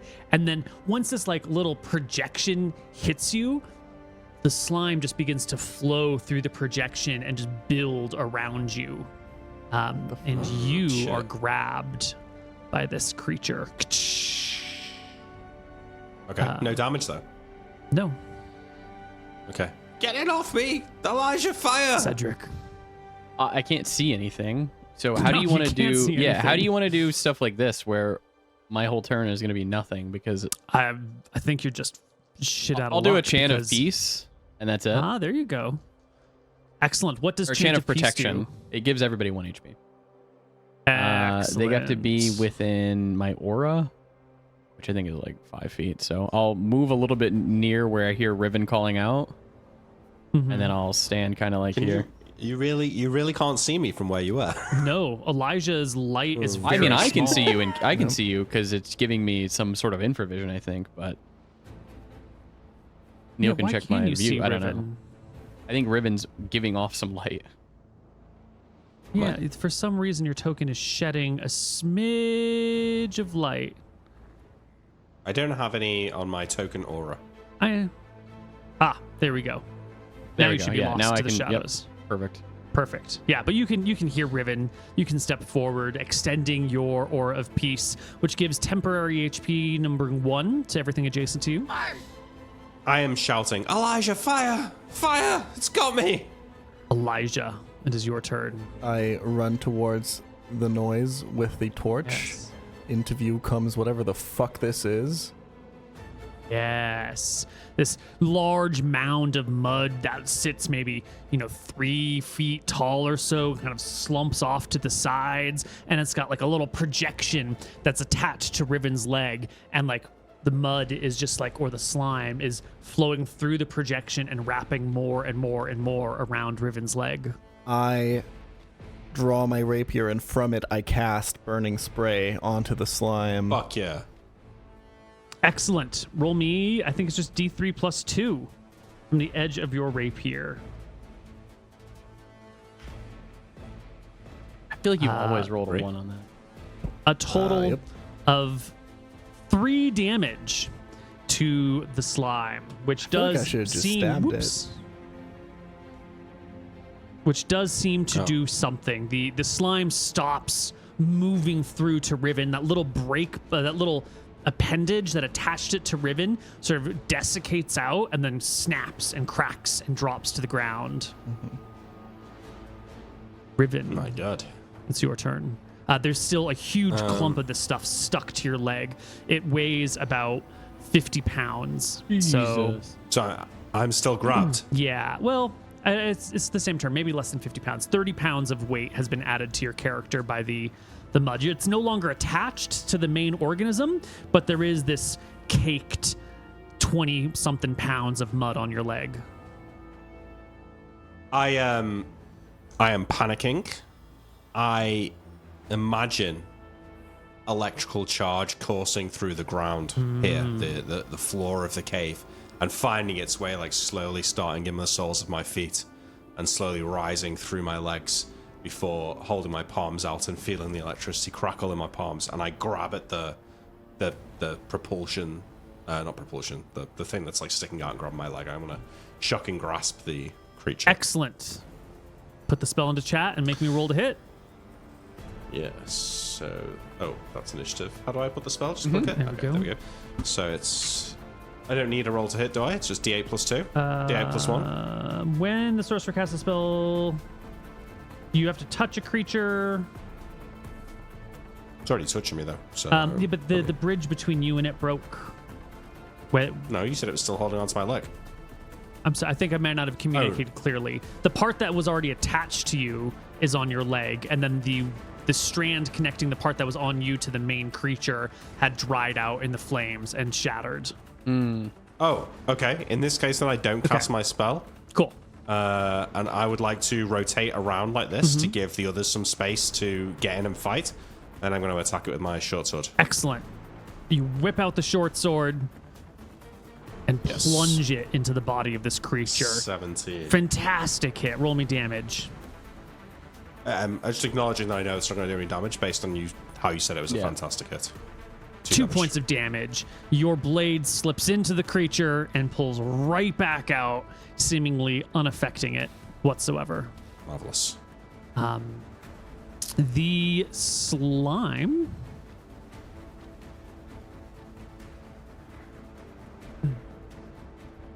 will just move, and it will sort of ooze its way along the floor rather slowly, Attack of opportunity. coming over here, provoking attacks of opportunity from all three of you. Get him. You could attack Natural him with 20. the torch, You Elijah. smash its corpse with a natural 20. The mace splatters little bits of mud that go all over the place. Riven, wild miss. Elijah. Elijah would not know to attack this with the torch. He would definitely use the rapier. With a Critical because hit. he's motherfucking Elijah. Oh my Two max god. rolls. Because he's just goaded like that. Shame Yeah, he doesn't do any your damage. rapier plunges in and out of the slime with Yep. no effect whatsoever, leaving But it Cedric is with the turn. most brutal. insane hit you guys have ever seen That's in your the life. most insane roll. Yeah, that was crazy. Like if that slime was a dragon, it would be dead. Mm-hmm. And even though it did no damage, the party can't help but still be impressed. That's true. So 1 in 720 chance to do that. Well done. Yep. Cedric Smith, it is your turn. I mean, I can't see anything, so I just feel like this doesn't. Really Oh yeah, work you well. saw it like sort of move in that direction. I mean, I feel like this doesn't work well. I feel like I should be able to change my initiative back because I will never be able to do anything if the light is always behind me. Surely, can he not delay his initiative till after Elijah? No. If we do delaying initiatives, then it's a strategic tool that people can just forever delay to get. I want to go after this effect before this effect. It becomes an impossible thing. If you can't see the creature because you don't have any vision, you might need to adjust yourself so that you can get vision somehow. Yeah, I mean, I'll just but at this I'll waste moment my in time, turn you're- and stand back here. I'm Yeah. just gonna play a turn back. I mean, that's all I can do. Okay. Yeah, I would like to suggest something that we could do in the future. If at the start of combat, Cedric had said, I don't want to act until after Elijah, could he maybe have some sort of like modified initiative roll? No. So that No, It just I makes think it impossible to play through light conditions. Then, though. Then you might need a source of light. You're telling me I'm hearing that there's a problem. Yeah. And I think there's a lot of solutions to it. And I think changing how we do initiative is the worst possible solution to the problem. I think I it's just don't think it thing that needs to be makes sorted in any- game. Sure. I mean, that's fine. Like put down your shield, pick up a torch, get Elijah better light. Well, I just don't think it you makes know. any sense in character or out of character from a mechanical standpoint that now I'm unable to do anything because the guy with the torch is behind me. I would just, in theory, delay my initiative to go let him go first and then just move me back in the order for the rest of combat. I think It doesn't matter in the too long much, I run, don't that's a care. bad idea. Okay. Yeah. Elijah, it is your turn. Seeing how this did nothing and seeing how Riven called fire earlier, I guess I will attempt to hit this thing with my torch. Sure. How do I do that? You've seen it move, so you can go up to it, and guess you could use your torch like a rapier and just stick it towards it, make a regular attack roll at it. Okay. Like so? Yeah, if you didn't roll a 1, I think you get up towards this oozing, sliming thingy, and as you go to put the torch in it, it's sort of like one of the goopy bits sort of lashes out in your direction, and your heart weakens, your knees go soft, and you fumble all of your attacks as this thing clearly tries to eat you, leaving us with He does Riven. need his rapier. He loses confidence immediately. Oh fuck! I was Jesus. thinking maybe we should retreat and just climb up the ridge here, but now that you're in combat, maybe we need to kill this thing. It's my go. I'm gonna come here and cast Shock and Grasp on the thing to kill it. You come around the back of it. No, it's a waste of my spell, but I'll do it Make it anyway. Okay, so I have to roll. It's a D20 plus. plus 0 because you're first level. Yeah, but back attack. It's not. It doesn't have a front or back. It's an amorphous Oh, okay. blob. But you only need 13. a 6 to hit it, and you do. And you roll I D8 shock plus 1. it for 5 damage. Your electricity rumbles through the creature, sending little fractures through it as the whole thing collapses into a pile of dust and mud. Fuck yeah. Not bad. Whoa! All right. As it dies, I just like check the remnants of it. Does it remind me of the sand mud outside? Yeah. Just like the mud outside. This is what caused that mud outside. Hopefully that's the only one. I mean, if there's any more, there's nothing I can do against them. Maybe light a torch. I'll put my hammer away. It seems that they don't like and fire. I'll light a torch. Yep. You can light a torch. Come on. There's a way deeper into the cave up here. I will climb up and then offer my hand to the others. Will you give me light on my guy too? Unless I can do it. Somehow. Yes. I will give it to you. Emits 10 feet. And Now- 10 feet. Perfect. We have both used our spell slots. That's right. We could wait for 2 hours to recover our spell slots. Or we could keep going. I think I'd want to keep going. Yeah? All right. I mean, Yeah, we're- because if there's anything, we'll run. You should I probably have a definitely torch can't too, cast any right? more spells. Yeah. Yeah, okay. I sheath my I'll rapier. hand you out a and my torch too. So here you go. I'm gonna. There you go. There's If 3 I torches out wanted right to now. recover my spells, we would have to rest here Perfect. for like 2 hours. 4 hours. Yeah. 2 hours. Yeah. Okay. Now, Riven, you've still got all this like 20 pounds of mud caked on your legs that you can chip away at if you would like. Yeah, I use my torch to burn it away. Yeah. Well, it seems not to burn away.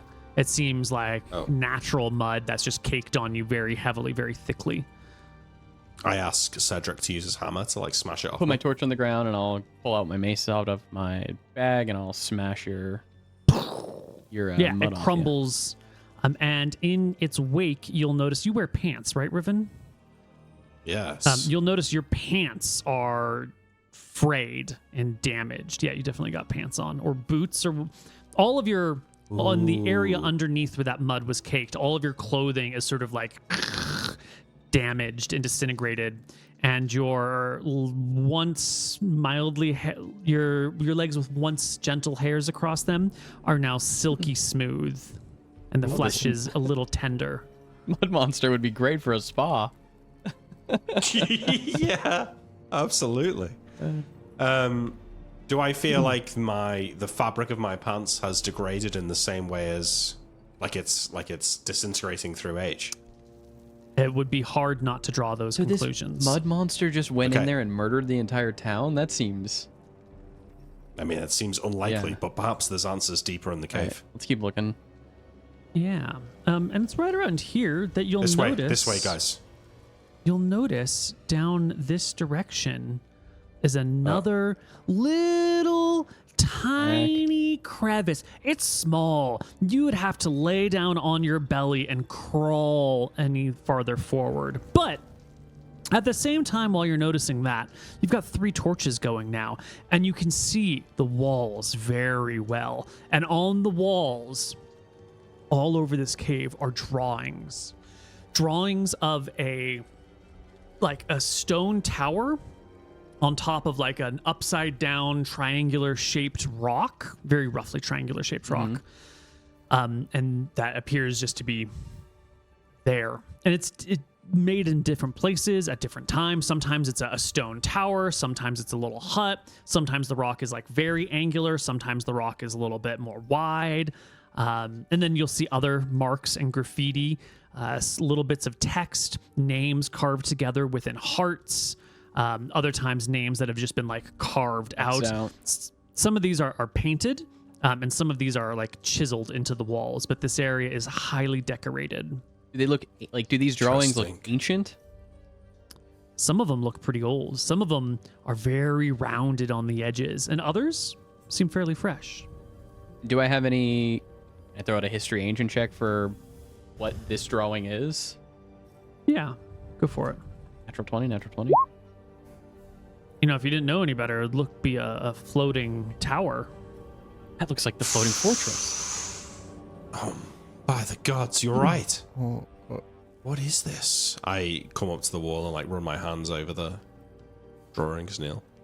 Yeah, your fingers can find the crevices, the outlines of buildings and stones and rocks and earthen shapes. They're crude. You know, it's not a fine, detailed work of art. It's something that you would find in a seaside cave that was carved here a while ago. So not a ton of detail in these.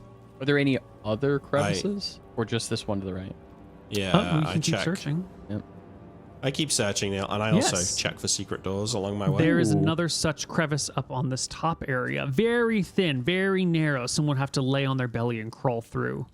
Okay, well, I get down on my stomach and attempt to hold the torch down to the ground and look beyond. If you do It's crawl maybe- through, I'll be ready to pull you back. We'll do like a idea. rope on your legs, right? So that if I need to, I can just like hoist you back. Right now, I'm just looking to see if I can see what's Yeah. what's beyond there, but that's a good idea. Yeah. You can shove your torch in there. You definitely couldn't crawl through with your torch at the same time because you would, it would burn your face. The fire would spread out to the Yeah. sides. It would be way too hot. Well, given my improvision, I can probably get a pretty decent look at what's beyond. Absolutely. Keeping your torch behind you, you can peer through the crevice and see that it looks like it begins to tilt pretty fast. Like it's not a straight shot, like it's a twisted passage. Down or up? Flat. Wait, when you say tilt, what do you mean? Like instead of going just north, like it begins to go north and then it curves to the west, to the east. Does it open up? Like you could stand up in there, or you have to? You'd crawl have the whole way? you'd have to crawl through to find out. Your vision is Okay. limited. Let me check the other side. So I explain what you've just told me there, and then I go and do the same on this side as well. On this side, it's very similar, except that it doesn't curve to the left or the right. It goes forward. And with your infravision, you can see that it goes back maybe 15, 20 feet. It's going to be a narrow crawl the whole way through. I'll tie Okay. rope to your Yeah, waist You tie the rope. so that if I need to, I can hopefully pull you back through. I quickly. have. You have rope? I'm looking. Yep, I have 2 50-feet lengths of rope, so I'll do that. Perfect. We're going to roughly say that between the rope that you would need to hold and the rope that would go around Riven's waist is going to be about 5 feet. So you've got about a 45-foot lead with just one rope. Okay, that Should should be be enough. enough, yeah. You said it was 15 feet. Yeah. I'll send you Yeah. through. Okay, I shove my torch through Neil. I try and throw it in as far forward as I can get. Yeah, And then I give me crawl in after it. a d20 as you try and just like get it to go all the way through. Pretty good. Nice. It rolls and rolls until it ends up on the other side. Okay, I crawl through, Okay. wishing I had my spell slots. It smells Moist. moist. Sorry. Is definitely true. Earthen is true, but also there's like a slight tartness to it, like a slight acidicness to the air. As Luckily, you I crawl am through this area. essentially a dwarf when it comes to resisting like poison in the air and shit like that. With 18 con, I'm well suited to any dangerous air. So I crawl through. Yeah. Okay. You crawl through. You get to the other side, and it opens up quite a lot. There's a huge chamber, or not a huge, but there's a reasonable sized chamber, maybe 30 feet across, with a column near the middle holding it up, and some soft green, sort of mossy mold growing on one section of a wall, and some weird, like geometric crystalline formations on another wall, and a passageway leading out on the far wall into probably more stuff. I hold my torch up. I try and stand in such a way to block any airflow from behind me the way we came in. I want to see if the flame of the torch flickers at all. As if, like, maybe, trying to work out if it goes out into the open air. 50 experience for that. The torch does not flicker at all. It holds perfectly still. Okay, I call out. I say back to the others. It opens up. I can stand up. There's like a column in here. There's some moss. And there's some strange coloured crystal growths out one side of the wall. And there's a passage that goes deeper. Although I don't think it goes to the surface or anything like that. I think it dead ends somewhere. All right. And I could that's keep going. when you see another patch of moist ground Okay. Believe. begin to Yeah. move in your direction. I'll need an initiative roll between you and this thing. Okay. 14.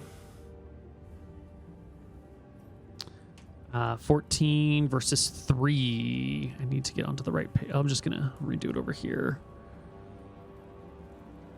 All right. You will beat it on its initiative. How far It, away is it from me? Edge of your vision, maybe 55 feet. And the Okay. ground is clearly like undulating and moving in your direction. I hit the deck, get down onto my stomach, and shout, "Pull me out!" I'll pull him. And Okay. I grab hold of my torch if I can, bring it with me. Very quickly and easily. Well, Fuck. Cedric goes to pull you, and I don't know, maybe the rope breaks, or maybe this end of the rope was just a little bit too wet. And as Cedric tries to pull, it just frays, and you can scramble out underneath here. You're a very small, thin, lithe person. You can easily make it through. And back on this side, you can Get ready, get stand. ready. There's one of those things in there. I ready my torch to smack it if it comes through, but I would assume that it's Excellent. not. Would all of you roll into initiative, please? Do you want to take a step back so we can all make a line just- here? Leave them in their place for just a moment because you acted. Now they're rolling in, if you don't mind. Oh, I don't need to roll again. Yeah, you were good. Yep. Yeah. You only need to beat a 3, so you should be all right. I got an 8. Yeah. Easy peasy. That was Riven's turn. Elijah, you can remove however you want to move, if you want to. I think you're good. Yeah, I think I just hold my position. Okay, Can we Cedric. be I'm gonna readying jump back a attacks little if bit the and thing ready an comes? attack for anything that comes through with my torch. All right. Can I do that as well, Neil, or have I used my whole action? You used your action, but you're up next, so you Okay. can now ready. I'm I'm ready ready to my attack. attack. And Elijah readies, and like a whole minute passes as you all ready, but you don't see anything. We'll hold fast for another minute. How long do you stay ready? Yeah? We'll wait for another. One Yeah, more minute? let's give it another All round. right. yeah. Eventually, after 2 minutes, sure enough, this thing Nice. begins to emerge. And it moves very slowly, but it does move up to you 3. And with your ready attacks, give me rolls to hit. What does this do with damage? I just want to put it on my sheet. What are you doing? Back here with my torch. A torch does D4 like a club. The fire on the torch, like if you just smash someone across the face of it, it might do an extra point of damage, but that's not a lot of time for the fire to be in contact. I'm gonna want to like hold it. So to if you when- want to do right, that's a different thing altogether. That damage would be variable. Okay, so that's but just a probably roll in to the hit D4 then. range. Yeah, All right. I do the same. Here's Yep. Yeah. Now, normally when you're fighting a creature, you can't just hold the torch in their face because that leaves you vulnerable to all sorts of attacks. In a situation like this, maybe you don't mind. But if you were ever just like, I want to hold a torch in someone's face, I would give them an opportunity attack against you at like +4 because you're being super. this one. I'm gonna vulnerable. hold it because I think that that's how that you fight this creature is with fire. So here's my attack. Perfect. Natural 20. Excellent. Oh, beautiful. Are we Yeah, you- rolling all at the same time, or are we resolving? Go ahead. them Yeah, one at a these time? are all ready to attack. So roll them all, party. What beautiful, beautiful Elijah. Does not Baby. vibe with the torch. It's just not his weapon. This doesn't vibe with the torch. What do you want for damage? Yeah. I would like each of you to roll me a D4, please. Do I get crit damage here or no? no? Didn't think so. Because you're 3? not. Yeah, it's the persistent flames. This creature will begin to sort of wither as you shove your 3 torches in its direction. Elijah balking once more. And it will D10s. It will abort its attack and move back. Attack of to here. opportunity with the torch then? If it's leaving. The torch is already just just standing standing there there. because Okay. that's the purpose of this attack. They're just holding Sweet. it. But it does take us to Cedric, who is free to behave. I will walk forward and hold the torch. Going again, I guess. Yeah, as long as you don't roll really, really poorly. It's just a slow-moving slime. He rolls Yeah, poorly. You roll poorly. You go to put the torch near it, and a little, bit of slime comes out to try and grab you, and you backpedal to avoid it, taking a moment to reconsider how best to approach this clearly hostile beast, as Riven will take their turn. I attempt the same thing. Yeah, it also responds to your presence and to the flames and to the light and tries to get at you, and you can make your attack roll. 12. But you manage to position yourself well enough to leave flame on it for enough to do d4 damage. Nice. 4 damage. Excellent. Leaving us with Elijah. Get in there. I'm fucking getting in there. This I can get this torch to work. Come on. You got it. You just got to hold it at him, Elijah. Yes. Change the Yeah. batteries. Let's go. D4. There you go. And the pile of mud stops moving, fully Yes! baked Well all the way done. through and Let's go, blocking guys. the entrance. Oh, Well, fuck. I'll put my torch down. I'll kind of like put it in between two rocks if I can find a nice little spot for it to sconce. And then I'll pull out my mace and I'll get Mason. Because that's the perfect weapon. You can get Mason. Yep. Yeah. Yep. You can break apart the earth. And then as it breaks into fragments, you use your hands to scoop it out and once again clear that passageway. You want to check out the other one first, Riven, or do you want to go down this one? Then we should go in here. It looked weird. Okay. I will. All right. I'll tie the rope to you again, and I'll pull better this time. I'll do the other end of the Okay. rope, Neil, the one that didn't go in last time, because I feel like that end's wet, but this end's good. So Are you guys going to come in if it's if safe? it's safe, or? yeah. Okay. Okay. All right. Give me a sec. I get back down. I throw the torch through again, Neil. And I Right. crawl through. Excellent. Do You you want another crawl torch through. throw? Yes, please. It gets sort of stuck partway through the Okay. crevice. Well, I start to crawl, and as I get up to it, I shove it again. Yeah. You know, I mean, you're shouldn't be a gonna problem. burn yourself if you get that close because it's low and there's just flames. You got a stick. You got a pointy something that you don't Yeah, have to I've got my touch it with sword. your hand. There you go. So, yeah. You have to back out, get your sword, Yeah. and then like use your sword to poke it through the rest of the way.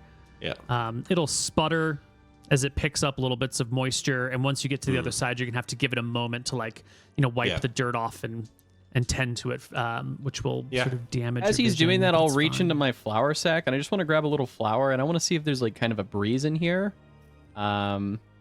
See if like where the breeze goes. So I'll do like that.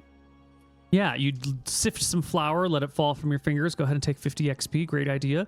And it just falls straight down. Okay, perfect. That's interesting.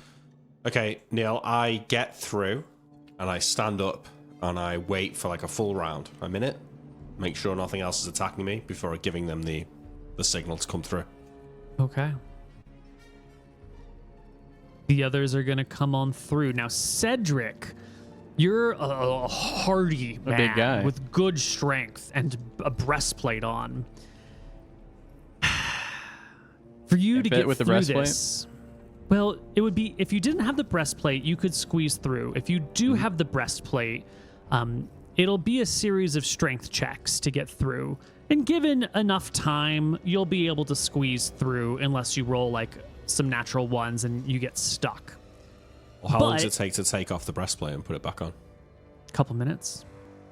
A minute, Just- maybe 2 minutes. It's just got some straps and some things, then you have to tighten them, and you got to loosen them, and you got to undo this buckle and that buckle. I'll take off the breastplate out here, tie it to my rope. I'll go in backwards. I'll put the breastplate like kind of like hoisting it up behind me, and then I'll just like as I go, I'll bring it with me with the rope. Or worst case scenario, I'll tug it through afterwards. Got it. So you get out your second rope, you untie your breastplate, you take a few minutes to like attach all the pieces together with this Yep. rope, and then you'll crawl through it and drag it behind you. Yeah, I think it's important to have the workable. breastplate. Yeah, It's a slow process. gives It's them a not few minutes to fast. like search around if they'd like. Yeah. On the other side, we will have our characters. Oh, yeah, we got another map, boys. Holy shit. Just a minute here. We're going the right way. It's like a real dungeon. Yeah. Your mom's Just a real wait dungeon. for the dragons. Dungeness. Is that a type of Mate. crab? Yeah. Dungeness crab, yeah.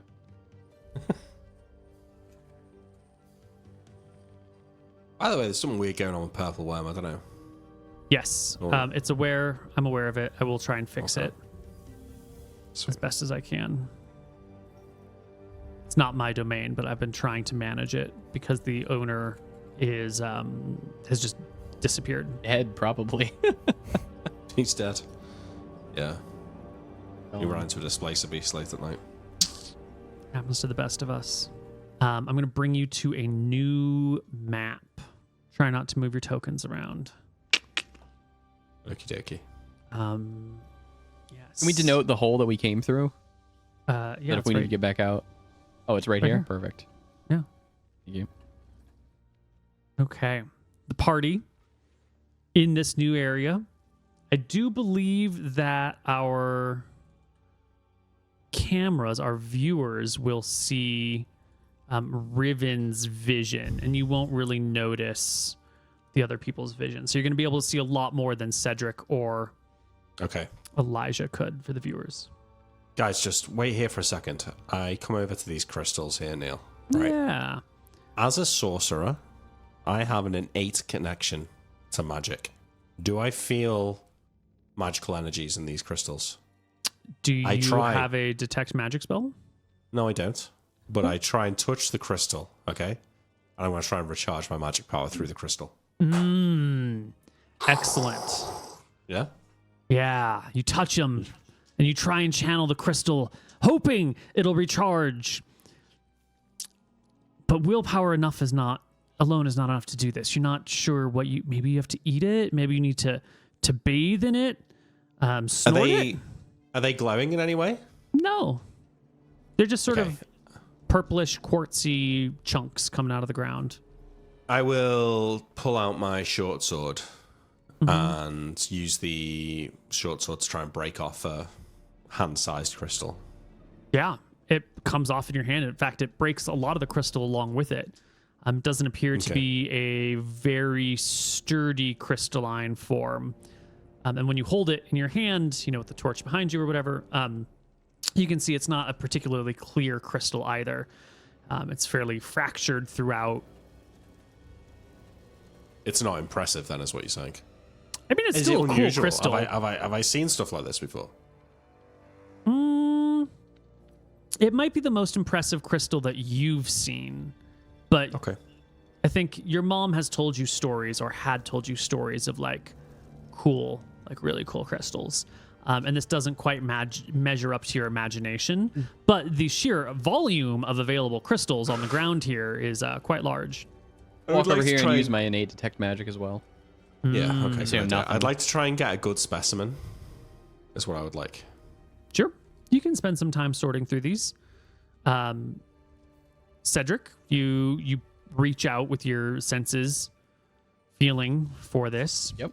As we said earlier, at level 1, you can only really detect overwhelming magic, and this is not overwhelming. Cool. Yeah. Okay, but I spend like 5 minutes now. I crack a few and I try and get a good sized chunk that doesn't Excellent. break away. As you're doing this, and as Cedric is also trying to reach out, because that also takes time, what are you doing, Elijah? That's a really good question, Neil. Yeah, they're really interested in these rocks on the ground, and you? I need to fucking take in what the fuck has been happening here, because, mind you, I'm still like a 45-year-old accountant. True. And I just fought a slime. The rocks are cool and all, but like at some point, I think Elijah kind of just sits down, maybe gives some direction, but doesn't really care about the rocks, and is just despondent. He's taking all of this in and letting this all go through. He is here because of his own decision to run in, so as to feel something again, and I guess that's what he has now. He has what he asked for. And that thing he's feeling? Fear. Okay, Neil, can I Yeah. grab a good sized crystal? Yeah, but I'm gonna Okay, well- I'm gonna interrupt you. I'm gonna let you finish, buddy. But Elijah, you're sitting here feeling despondent while these people are looking at these crystals, and you're an accountant and you're middle-aged, and what have you gotten yourself into? But you can see approaching the edge of your vision is another one of these undulating on the fucking ground, guys. moving. They don't stop these fellas. Yeah. Got another you can slime see coming, it coming, Elijah. fellas. All right. Initiative. Initiative, everyone. Pow! 16. Damn. He's quick, this slime. He's quick Found. like lightning. I found the initiative button this time. Oh, now it's an oozy thing. Before it was a brown slime, now it's an oozy thing. I didn't roll that. Understood. I'd rolled a 10. Gotcha. I fixed it. I like that we're just standing there with a torch. Just Yeah. that's stupid. Okay. Who got? sun Oh, the oozy shining. thingy goes first. Excellent. It has moved here, and as Elijah sort of gets to his feet and scrambles around, it steps forward, reaches out one of these pseudopody things. Elijah's AC is And 14. Excellent. he's got Dex. Yeah. You manage to step aside as this blob kind of comes out, and it just hits the ground, and then you see like the ooze begin to flow into that spot where it was, slowly building up a presence there. Riven, you're the first to act. I take a step forward to get in range, and I torch blast it. Okay. I torch blast it, Neil. Okay. Give me some stuff. 15. Good. That's Excellent. Roll me sufficient for a D4 torch. damage. That's Yeah. sufficient for a torch blasting. 3 damage. Yeah, especially on a thing that's not moving at all. That's just sort of chilling. Okay. Let me This just one's not got a- moment. Health bar. Not yet. I roll them as I need them. Based. Okay, there we go. We are on Riven's. Oh, that's why I keep hitting the wrong button. You did 3 damage to it. Yeah. All right. The fire sits on Oh, this shit. like section of it as it begins to crisp and cook and darken. Does this one look Leaving bigger? us with Or? It does. Cedric. Yeah. I move over here, and I'm gonna cook it Cook that bitch. with my torch. 17 Oh, he's done it. for 3. He's cooking him. Oh no, there's for another 3 one. points There's of another one coming. damage. You guys can't see it, but there's another Oh one coming. god. Elijah, it's your I turn. whack this thing with my fucking torch. Or Bring the torch forth. I can't. Why are these slimes scaring the shit out of you, Elijah? Why can't you hit the unmoving thing with 6 it's AC? the torch. It's because he's trained in fencing formally, from school, from boarding True. school. But he has just no feeling with it. The weight is all wrong, right? It's wrongly distributed. He tries to swing it like it's a rapier, and it's just not working. Did I get 10 feet of vision around me? Oh, I'm sorry. Did I not update No, your I don't token? have any. My mistake, Mr. Moon. It's okay. I don't mind it. It sounds like it's needed now since Riven called out. There's another Yeah, one. I might not have done it on Elijah either. Okay, I didn't update the tokens that I moved over. My mistake. Oh, on the new I see him map. coming. Yeah. Yeah. There we go. Okay, now good. Elijah and everyone should be able to see. Except Elijah can't see. Because I'm dumb. Elijah, I'm so dumb. My apologies. Oh. There. Can you see now? Yep. I see it. All right. Excellent. All right. So Elijah has missed again. Ooze thing. Ooze thing.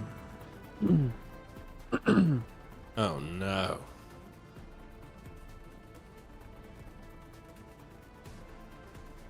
Fine. They're I mean, slow he's- moving.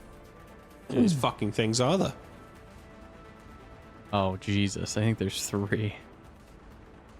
All right. This one right over here goes for Riven, obviously. Oh. Actually, maybe not obviously. It's not that clever. It's already started attacking Elijah. You're right. It is not that clever. It does not like this fire, and it will spend its turn sliding away. And you'll actually, those of you with the vision can sort of see one ooze and the other ooze sort of like hit towards each other, and one slides over the other, one passes under one. Riven, you'll take a turn. Are we not talking about attacks of opportunity here as this guy runs? Because you're not strikes, you're holding your flames against it. So it doesn't really, opportunity attack doesn't make sense in this context. I mean, I would still swing the torch at it, though. Okay. Yeah. I mean, because I reckon it could still do 1 damage. It doesn't. Never mind. Yeah. No. That's your That's turn. I missed. No, wait, what? You're at the top of talking the about initiative. I thought that was the opportunity attack. That was. Yeah, and now it's your turn. Oh, now it's my turn. It's your turn. Yeah, okay. It is presently your turn.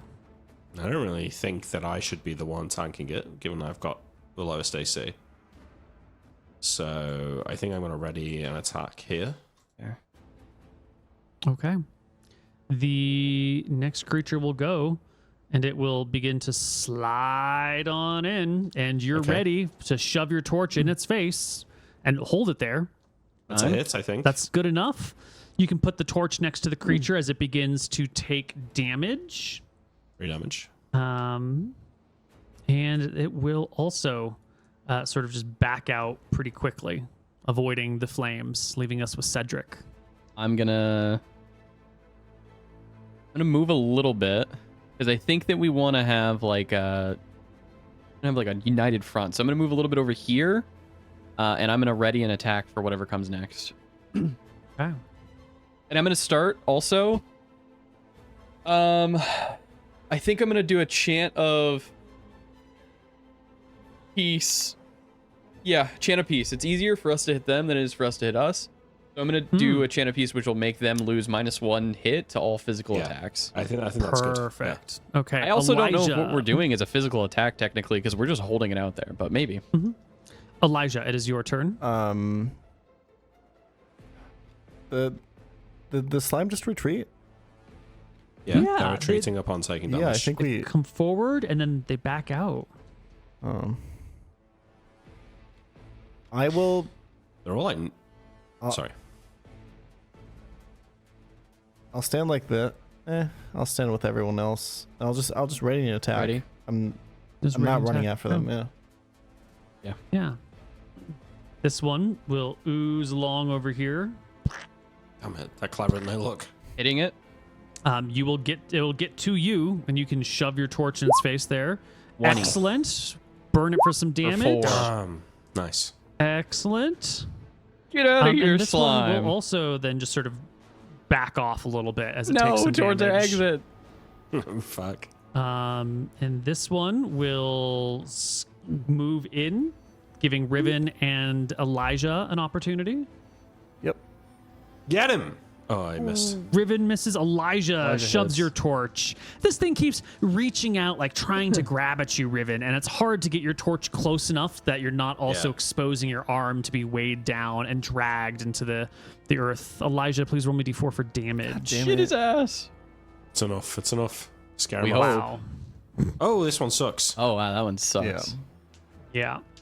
Yeah. But it too will sort of recede. I think it can only go Yes. this far. Leaving us We're holding the with- line. We'll hold the line. Garrett, this Okay, is perfect. a very scary situation for I think us to be in. It's hordes of monsters coming in. Yeah. This Yeah. one slides forward. I think there are no opportunity attacks left. I really should have saved That's my and it reaches out. my burning spray spell for a situation like this. Oh, it'd be so good right now. Or Elijah we didn't know, with another miss, a natural Good. 1 by the Yes. slimy oozy thingy. Yeah, and this one will just gonna take it There's off. so the thing. many You of can't them. see it anymore. This is an Riven? XP farm, Nick. Yeah. All right. I attack Neil with a 5. 6 is the number we're looking for. I think between the narrow It's a 4, corridor 'cause and it's a -1 Elijah, too. Yeah, it's just My it's a chance, big old yeah. miss here. All right, Cedric. Here you go. I Where? am taking Who a are you -1 attacking? here. Just Yeah, whatever where- one is the closest to me. I'm not going to Next move one? over to Gotcha. attack this one, so I'm probably just going to attack the one right in Shoving the front of me. flame right near this big patch of moving, undulating ground for Yeah. a Let's see. roll of Not 10. Good enough. At 9, Love it. technically. It's 3. this one. Excellent. Leaving us with Elijah. I'll swing my torch. Get out of here. Get the fuck away. Excellent. I'm just trying to 10 hit. rest. Yes, you can put the torch in the ooze before it really gets an opportunity to hurt you. And it begins to bake, kind of cracking, crumbling, little bits of dryness falling off of it. This one will shuffle through and disappear through the crack. Shit. Fine. This Yeah, one Go will tell the other oozes on back the other off half. over here, leaving us with this one, which will back off into the darkness. I guess you can still see this one. Why not? Why don't I just leave them on the same layer? We leave then Um, and come back later? Yeah, maybe. Or we Maybe could kind just of keep just going. This is press working really press well, our man. advantage. Yeah. I think we go kill the one back there. Then we have to Riven- shuffle through. That's a good point. I make a quick run down here and try and catch this one as it's crawling through. It is already Super through to the slow. other side. Damn. It's already through. Okay. That passageway provides no obstacle for you. You've got to crawl. Yeah. For it, it just slides through like nothing. Okay, I come to here. I've still got loads of movement left, Neil, right? Like, Yeah, you got 120 feet. So that's a lot of movement. yeah, call a few feet for dropping down to your knees and getting back up. So yeah. What are you doing? Brain Riven? blast. Yeah. I think I'm going to wait here. Not ready to Okay. attack. Okay. I can see more of the room now. It opens up significantly. Cedric, it's your turn. I'm gonna pull out another torch. I have one more on my character sheet. Mm-hmm. I'm gonna light that. I'm gonna run over to here, and I'm just gonna like throw my torch. The goal is to be like halfway down the middle. So if it Just wants to partially. come back through, that it's gonna have Constant. to like undulate over the torch, hurting itself. So Excellent. Now, the torches that you have are these lovely little pine torches. They're not refillable. They're just like a piece of appropriately cut pine that has like all the sap is drained down to one end, and that sap will burn. So you lay this on the ground, it's not going to go out unless like it runs out of air to breathe. So you can just Yep. leave it on its side, and it'll just cook. yeah, I want to throw it in there a little bit though. Does that make Perfect. sense? Totally, yeah. Just don't roll a 1 on a d20 because you're trying to do something extremely easy. Yeah, easy. Not a problem. You've tossed it in there, and then where do you move? I pull out. I lit my other torch with it, and now I'm just gonna move back over to here, and I'm gonna assume that's honestly my whole turn. I'm not gonna Yeah. be able to provoke or get an you had opportunity to attack ready. Yeah, Yeah, you get the thing out. Are you still wearing a shield? Or are you torching with a free Yeah, hand? Where's your shield right now? The shield is on my right hand, so I'm still shielding. I'm still torching Okay, and your I'm gonna- armor is... on. Where did you leave your... You didn't would have time put to it- put it back on. Yeah, why not? We Well, because Oh, we I- came in and stuff. everyone immediately started looking at crystals. Yeah. Well, he Oh, I went and started thought- looking at crystals. I thought that at that point my armor was on because we came back in. If it wasn't, then I guess I'll in the future. I ask. understood that you dragged the armor behind you and then went to Yeah. look at crystals before you put it back on. I didn't catch you I- redonning it. I think the reason that happened is because we came to a new map, and I just had figured that we'd been there for a little bit, and I Right. had got the armor on. I'm cool to roll it however you want. I think I would have the armor on. If you would like a roll, we can do Okay. it. If you just want to say I Yeah, don't, well, it's why don't fine. we just say you maybe got interrupted putting it on or something? We'll roll a d20 on a 10 or higher. You have it on. It's a 55% chance. Less than that. Totally fair. Here you go. There we go. Definitely Totally got it. on. Easy. Totally equipped. Cool. I'll just sit here. Elijah. Your turn, bud. What's the plan right now, team? I think we press forward. Yeah, think so. I assist them in pressing forward. I don't want to... I think we should move together, right? Like, Yep.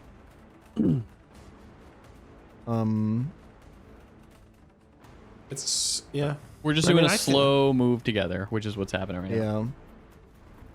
I feel like I could Okay. go here and poke this one with a stick. Totally fine. Just go. Just go get it. Yeah. Just get it. Yeah. Slowly, You got the highest I'm dice slowly roll, so- moving forward with the torch and poking at him. Boom. You catch up to this thing that tries to creep away from you, and as it creeps away from you, you burninate it for 4 points of Let's damage. go. Caking Let's it fucking down. go. This other one will try to squeeze away. They're just leaving. They're dipping. They're fleeing. I just This wanted to one see tries what's to up. squeeze down the hill. Fleeing felons. Chills, leaving us with Riven. Okay. Come to there for 30 feet. How far down is this one? Ooh, 7 feet. I like slide down onto my stomach and hold my torch down off the cliff at it. You, okay. Yeah, Plus that's one gonna for be high grounds? No, I was gonna say because it's so far down and your arms are only so long, it's gonna be much harder to hit. How much? It's like instead of needing a 6, you're gonna need a 12. That's ridiculous. Well, Double it's as a hard as 7 hit. foot I drop, think that's fair. and your arms are only 2.5 feet long, and your torch is maybe another foot or two. And, So what I do instead, the easiest thing in the world is I throw the torch at it oh yeah, just toss it off. to land on it. Yeah, Yeah, there you go. Give it a toss. easy with a 50. Perfect. And roll me some damage. You could argue this would do more than D4. You could. Honestly, Yeah. I won't need to argue that because it's dead anyway. Yep, that's true.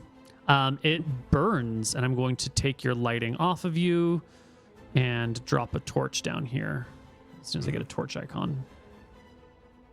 Ooh, look at the size of these crystals over here. Holy. Those guys are definitely recovering spell slots. Who cares about these stupid crystals? I care about the crystals. I want my mana back. That's never gonna happen. Mana gems. Okay. Neil, I spend the rest of my movement grabbing my torch and climbing back up. Thoughts? You go over there, you throw your torch down. That is a lot of initiative rolls. Holy. Yeah. Jesus. I think you got to wait for the thing to die, and so that probably kills the rest of your turn. Is just like waiting for it to cook to death. Okay. Yeah, Just an FYI, we don't have light down there yet. yeah, I'm working on it. No problem. I didn't know if you knew. There we go. Okay, perfect. Excellent.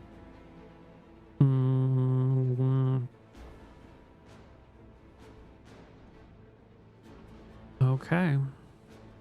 Coming up, let me just take some time to talk and fill the dead space where literally nothing of interest is going on. It's So all many, man. just There's actually so regular- many of them coming right now. I'm about to get killed. it's just Yeah. regular talking time. Like, fuck off. I mean, we don't actually see Cedric. all of them, so... No, of course Oh, not. I'm gonna run up I here. actually see 'em. I'll do like a quick look. I don't see anything, and then I'll run down where Riven is, obviously.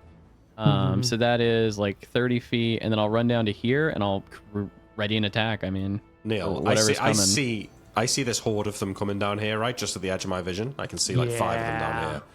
There's a lot of them coming down there. I'll ready an attack over here. Oh god. All right. The horde of fucking slimes. Yeah. I'm doing the chant of -1 to hit. Chant of peace. Okay, bridge. Elijah, it's your turn. The bridge. Yeah, we're getting the fuck out, right? We might need to get the fuck out of here. We need to at least be in a chokehold somehow and not get Yeah. surrounded.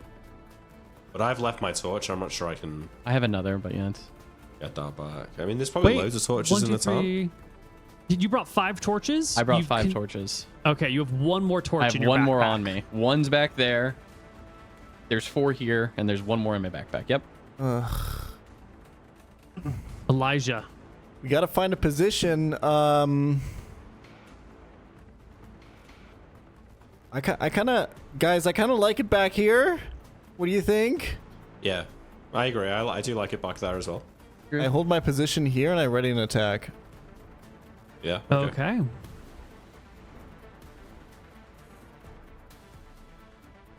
What are these? Mushrooms. Those are weird, Oh, they're just like large mushrooms. mushrooms. Yeah, we didn't talk about it because we're in the middle of combat, but as you are walking around and fighting these things, there's these mushrooms that are growing in complete and utter darkness that are strange. I Probably a will delicacy. herbalism check the shit out of those motherfuckers at some At point. another time, yeah. You can't Yeah, do it in the another middle of the combat, unfortunately. But what I will do in the middle of this combat is make an artistic ability gardening check to see whether I believe these are positioned in an artistic fashion or if they're naturally occurring. Okay? Don't you think that takes a little bit of like Not with a 34, time to though. appreciate? I've Of got course. such an eye for it. With that 34, Neil? Come on. I'd notice Yeah. immediately if it was constructed. Artisanally, Thoughts? it is Yeah. not artisanally constructed anything. So it's either natural or it's a fucking hack. Yeah. True. Tending more Okay. towards the natural chaos. Yes. turn? You would actually have to be really talented to make something this messy and chaotic and, naturally occurring. Either a genius or they're a hack. There's no in between. Yeah, there's no in Yeah. between. Riven, it is Okay. your turn. Do I feel like I can go down and get my torch and get back up? Yeah, probably. It's only a 7-foot scramble. I'll just need Easy. a very easy climb check from you to get back up. I would like to estimate how easy my chances are of getting back up. Your climbing skill is going to be your strength plus your dexterity divided by 3. And Okay. the DC to climb, this is going to be... you need a 17.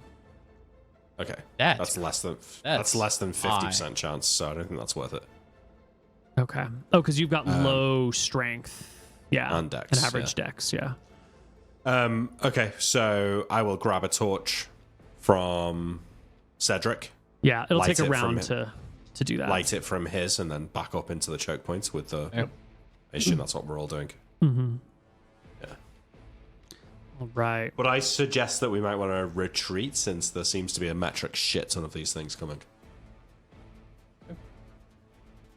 All right. They are moving.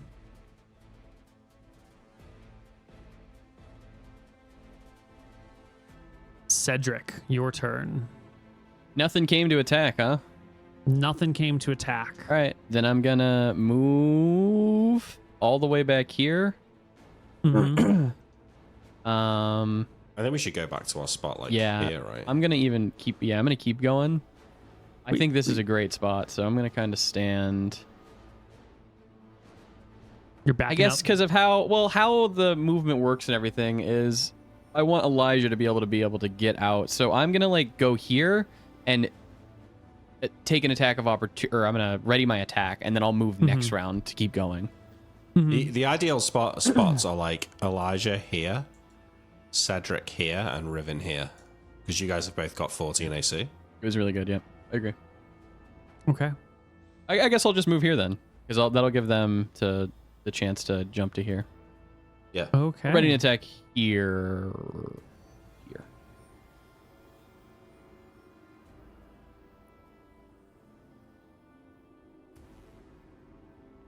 Elijah, your turn as the slimes slowly encroach. Yeah, I move back Okay. Yeah. and Nice. ready an attack. Excellent. This is an XP. We're getting level 2 here, Nick. Dude, Yeah. we're level 3 We're already. level 3. This is great. Found a mob Think spawner. Either that Every or time one- everyone's dying. Every time one of Yeah, these guys 100%. retreat, we get the XP for killing them, right? So it's truly an XP farm. Actual D&D mob spawner. Yeah. Riven, it is your turn. I'm ready to attack. Okay.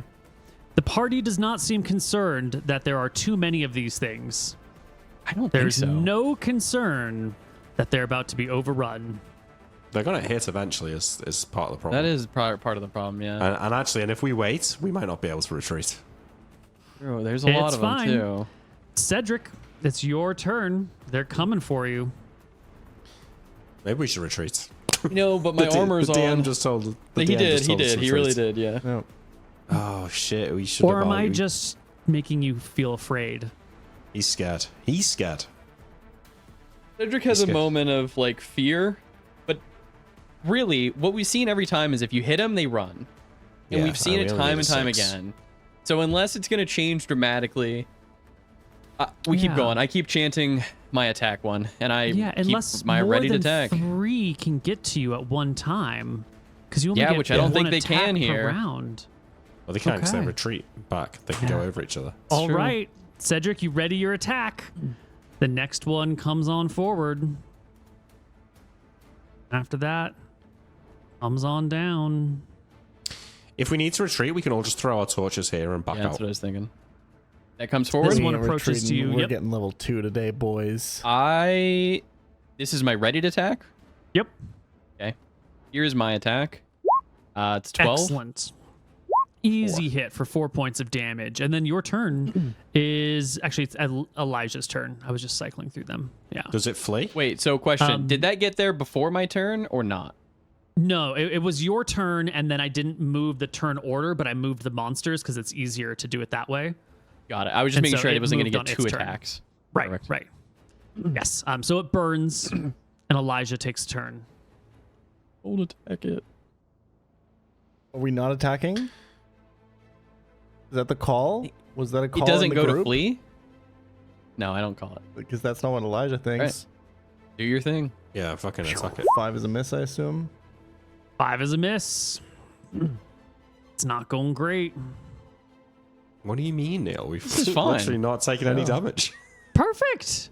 Then ignore all of my cries that are just, manipulation tactics to get you to do something. Imagine, Moot, you know all that paper that you took? Yeah. Imagine throwing it in a big pile and setting it on fire. Actually, pretty good idea. How does papyrus burn? Pretty well. And Okay, very actually. quickly. Yeah. Yeah. It's not going to sit around for multiple rounds. You'll get like Yeah. a little bonfire for a short bit and then Might do a nice Riven. bit of damage in one round, though. Might do. Can I attack from here, Neil, or not? nope, you'll need to get closer. I was ready my attack for when one gets in range. Like, they can't attack us from there either yet, or can they? These don't have normal arms. You're not really sure what the max range on these things are. Okay. I'm ready my attack. Okay, well, your attack can go because one slides on up right over another one, getting right up in this spot next to Hit you. his ass. Prepare to die. 10. Hit! 3 damage. Excellent. 3 points of damage. It will reach out with one of its little fleshy bits. Wait, it's not retreating? That's correct. With a 12 to hit against Elijah, which is a Just a miss miss. against his 14 Big. AC. That's right. Big miss. All right, next one goes here. This one is going back.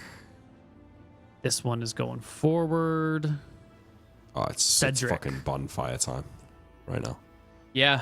I mean, I'm going to reach into my bag. I can. That bundle with the papers and Yeah. everything. You got your shield And I got your 2 torch. bundles. I'll So drop here's the the shield. question. The shield takes a round to equip, right? Yeah. Yeah, so you can't just drop it immediately. You'd need to That take makes a sense. round to take it off. And I take the torch, switch it to my shield hand, hold it for a second, pull out one you of the can't bundles. use your shield to defend yourself while you're doing that. Yeah. Otherwise, the torch will be in your face, but you can hold it out. I'll pull out Yeah. one of the bundles. I have 2 bundles. I'm going to kind of... Wait, do you have Light a it? backpack nearby? I By have any a chance? backpack on me.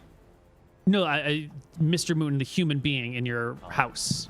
Yeah, Oh, here we it's go. all the way in there. Yeah, because I would what I'm assume it'd be at imagining the very here is top, yeah. If you have a backpack, you can slide your arm that had the torch out of it. That means it has to hang on the arm that has the shield and the torch in it. And I don't know how well you can reach over this arm to like grab a torch down inside. I was just the thinking backpack. you're reaching behind you to grab the It's- bundle wait. because it's a neat Oh. bundle with like a... Yeah, that's what I was But the thinking. backpack so is closed, right? You don't. It's not just open to the air. It's not an open sack, right? Why don't you just make an attack, and on my turn I'll go and open your backpack and do it. we can do that too. Yeah, we're a party. So I'll tell you about the bundles. There's a lot of them. And I'll... Oh yeah, I saw you get them. Yeah, I'll do that. So I'll hold my torch out and make the attack. -1 on this. Natural 20. Oh, excellent. You get that flame right in there. You find a spot actually between both of these creatures. Will it affect Hit 'em them both? equally? Ooh, Yeah, we're hitting roll them like with that. both, boys. Four, Let's fucking go. yes. All right. One of them crumbles and dies. Let me make sure I can find it to take it off the initiative order so I don't make it act again. And then the other... Oh, there's so many and they're stacked. And so keep in mind, I closely. have 2 bundles. One bundle is the correct papers that they were gonna like making a fucking actual book out of, and the other bundle is the papers of that they crossed out. Oh shit. Dude, fucking burn that racist book. Who gives a fuck? I mean, we gotta. Yeah. I don't know which bundle's on top, so we'll roll a D2 and you can figure it out later if we need Nice. both or not. Yeah, I certainly won't be discerning. All right. The slime that you just hit will do its best to back out, Nice. leaving us with Elijah. Holding my position, ready an Elijah. attack. I'm not moving a single inch. That's right. We're so ready. Okay. Another one of these suckers comes crawling over Suckers is the word. right his up ass, here, Elijah. right towards Cedric, but Elijah has got his torch. He shoves it in the God creature's damn and it. Elijah. Oh, no. It reaches All right. out with its pseudopod. An 8 to hit Mr. Mooton is a miss. Miss? You can Who move moved your me? legs. No problem. Next You one. are going to find out soon that your armor doesn't help against this, though. I'm pretty sure. I know. This one will come on up over here and reach out towards Never. Elijah with a 6. No That's right. good. This is good because they're stacking up for our. They're stacking, boys. Yeah, they're stacking Oh up. my god, if I had burning spray right now, I Oh would my god, it fucking was so burning good. spray all over these. I would burn my fucking spraying Hold the load all line. over these fuckers. Zeph is Right. going to be level 1. We're going to be like level 6. The torch behind us, I'll slimes- say, genius fucking idea, man. The Yeah. slimes, the oozes, the mud creatures, whatever they are, they have variable heights because they're sort of like a mound, but they do appear to be able to sit on top of each other and stack on top of each other, which, it makes if you have a nice wall of fire in front of them, then the wall of fire could hit all of them. But if you're trying to Yep. just like burn them, it makes it very difficult to find out where exactly you can hit more than one. Cedric did it because he rolled a natural 20 because he's fucking Chad. This other one is sliding on top of this other one, and it also reaches out for Elijah with a 5 as a miss. Good. They're Oh rolling my pretty God, bad Neil, today. You're rolling so good here. Great rolls, Neil. This one will go forward and slime up on top of this other one, reaching out for Mr. Cedric, but this time, finally, the the hit? 17. That's hit. Yeah, because -1 goes down to Yeah. a 16, but I've got 15 AC. That's all right. Yeah, and the ooze hits you square in like your abdomen, and it begins to like form all around you, instantly adding 25 pounds to your encumbrance.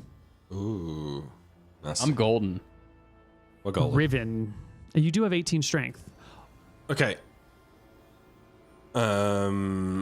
Oop. You hurry around to the back of the man, I also This is a open good his hit. I open his backpack. open it up, bundles of grab- papers. I grab the first bundle of paper. I hold it to my torch, and then I try and throw it. I try and angle it over the slimes and land just behind them. Okay, it takes a moment because the papers are all here. You got to like undo the bundle, fan them out, let them catch, and then as you chuck, they're they're papers, so they kind of scatter and fall, creating like a surface of fast burning flame on top of these things. Will you roll me a d6? Yes, sir. Come on. Yes. Turn. 6 to the 2 slimes that are on top, but no damage to the ones that are underneath. That's fine. Neil. Okay, that's fine. It's fine. We got another bundle. All right. This it's next fine. one will slide to about here. You're going this way. This one will hold there, leaving us with Cedric. I have just a question. I have a flour sack. Flour doesn't burn well, does it? Yeah, Not it does. well. Flour blows Super up, burns, right? yeah. Under the right conditions, Yeah, flour you've can gotta, become like, explosive. You've got to like wave it around. It's not Saturate it. predictable. You're gonna have to figure it out, Nick. I just burned the one on the underneath. I assume the top ones are gonna fuck off, honest to God, because they're probably still burning. There's a paper on them, right? So here's my torch on the one underneath at a -1 for a 10 for 2 damage. Just need to get to this one Yeah. underneath for 2 damage. Excellent. Bitch slime, good. Excellent. Okay. This one back here is just doing its thing. This one here moves forward. This one here moves back. Elijah taking a turn. Normally the greatest warrior in all of Aknara. Today, maybe He's not. shook. Okay, Well, I got something in my backpack called Booklet of Instructions from Boss. I don't know what the fuck it is, That'll work. but it's going up in Hey, flames. fuck the and boss. it's landing somewhere in the oozes. All right, so you've got a rapier in one hand and a torch in the other, or are you just holding the one I am torch? not holding Drop my the rapier, rapier. as I saw it do All nothing right, earlier. then it'll be easy to unsling your backpack, holding the torch out. Hell, you could probably even just switch hands, drop it to the ground, pull Sorry, out boss. the booklet, set it on fire, and toss it onto the creatures? How do you want it? Once you catch this book on fire, what do you do with it? Yeah, I would just try to position it in a way where like I would just chuck it like as central onto the body of the thing as possible, so that it like can't like shake it off or whatever. Because I'm imagining if I'm an ooze and I just got like a burning book in the middle of my body, what the fuck do I do, right? Like, You want to toss it onto the top of this ooze stack in front of you, is what I'm hearing. I think that's the plan. Yeah. Excellent. Go ahead and toss your book, which is worth a lot of money because it's paper. Yep. Fuck it. But who cares? As should he be symbolically decent, but- departs from his old life. Yeah, I don't even know True. if we need to make an attack roll here. I don't think I asked No, you didn't ask for an Riven attack to roll make an from Nick. attack You roll. just- Yeah, just roll me a d6 as you toss this now, engulfed book. We're just burning it. Damn Bro. It slides back on the backside of the thing, only doing a single point of damage. It's all right. the top These slime. should stay burning. Hopefully, This should burn. This should burn for more than one round. How hope. long does a stack of papers burn for? 2 minutes? 3 minutes? 1 3? minute? 3 minutes. I don't know. It depends on the stack. I don't Obviously. know. Yeah. It's not going to burn a long time. But it'll burn more than maybe- one round. Hopefully.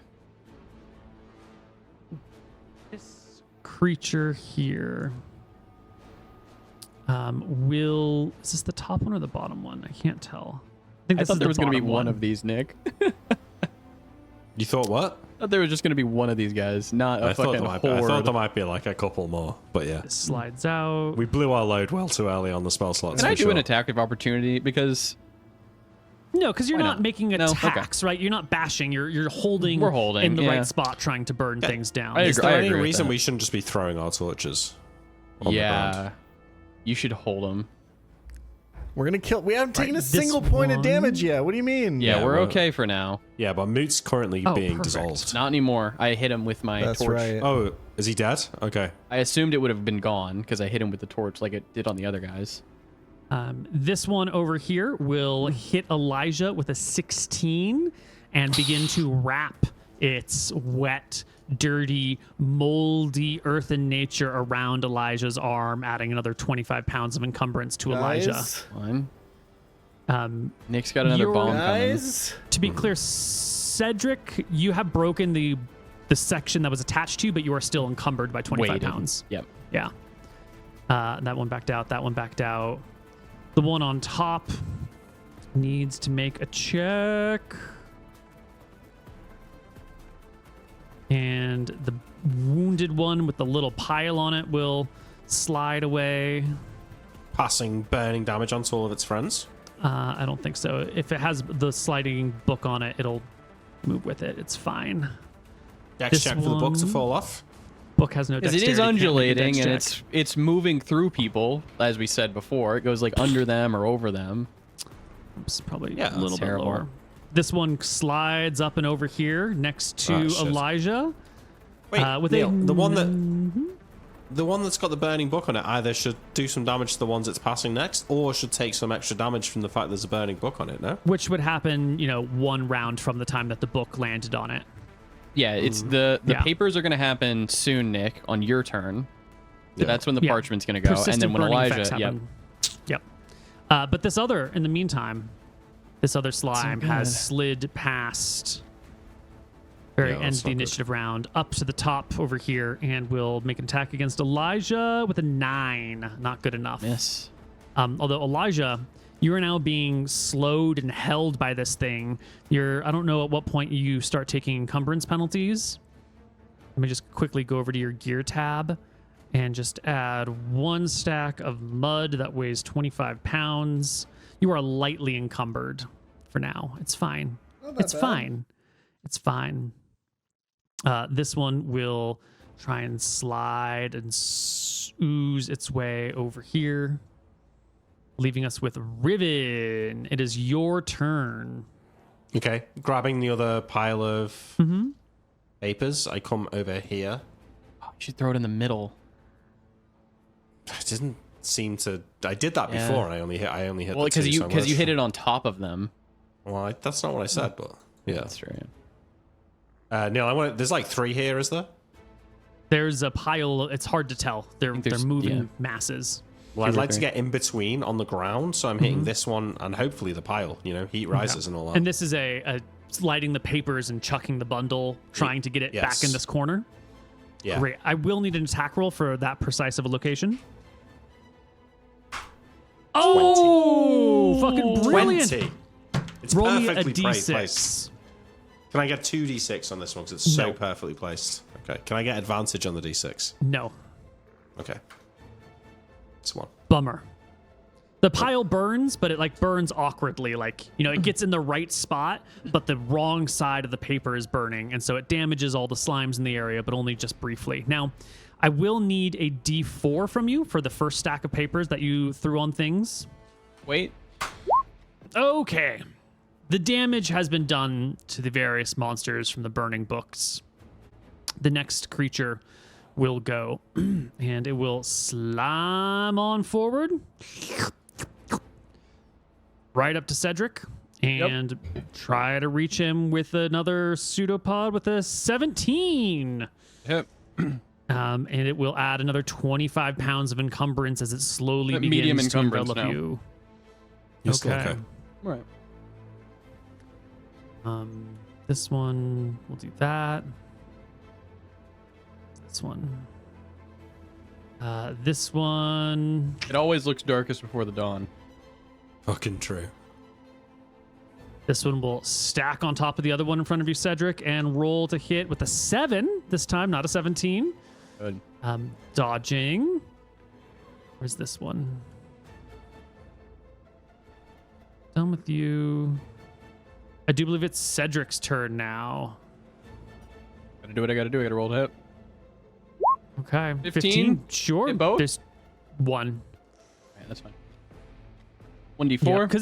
Because they're moving constantly. It's like an 100%. oozing mess. You're only really able to hit one well, slightly damaging it. This other one will come in, adding itself to the stack in front of you, Cedric.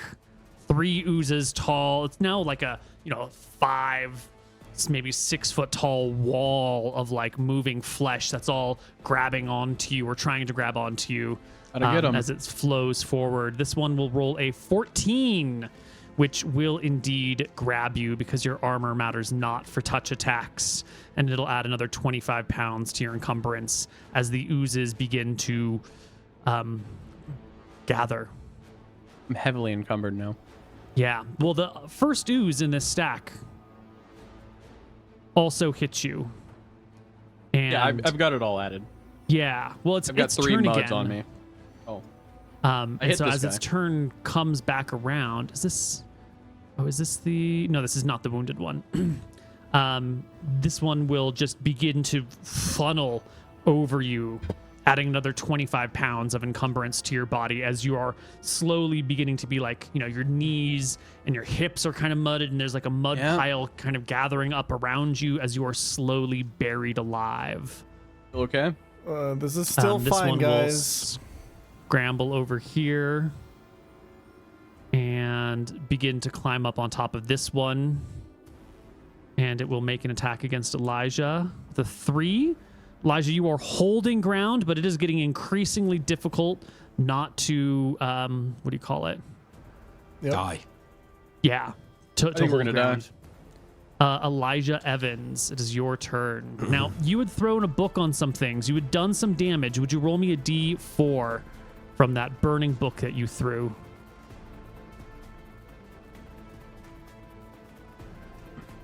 One more time, sorry. Will you roll me a D4? Yes. You threw a book last round that did D6 damage. This round it does D4 damage. Ooh, Nice. Excellent. You will finish off that slime. nice. We're making progress. But it's one of the ones that retreated already, so you're still surrounded. You've still got your I attack. do. It is your turn. You got any more papers? Dude, I got like... Nah, I got my notebook. I can't...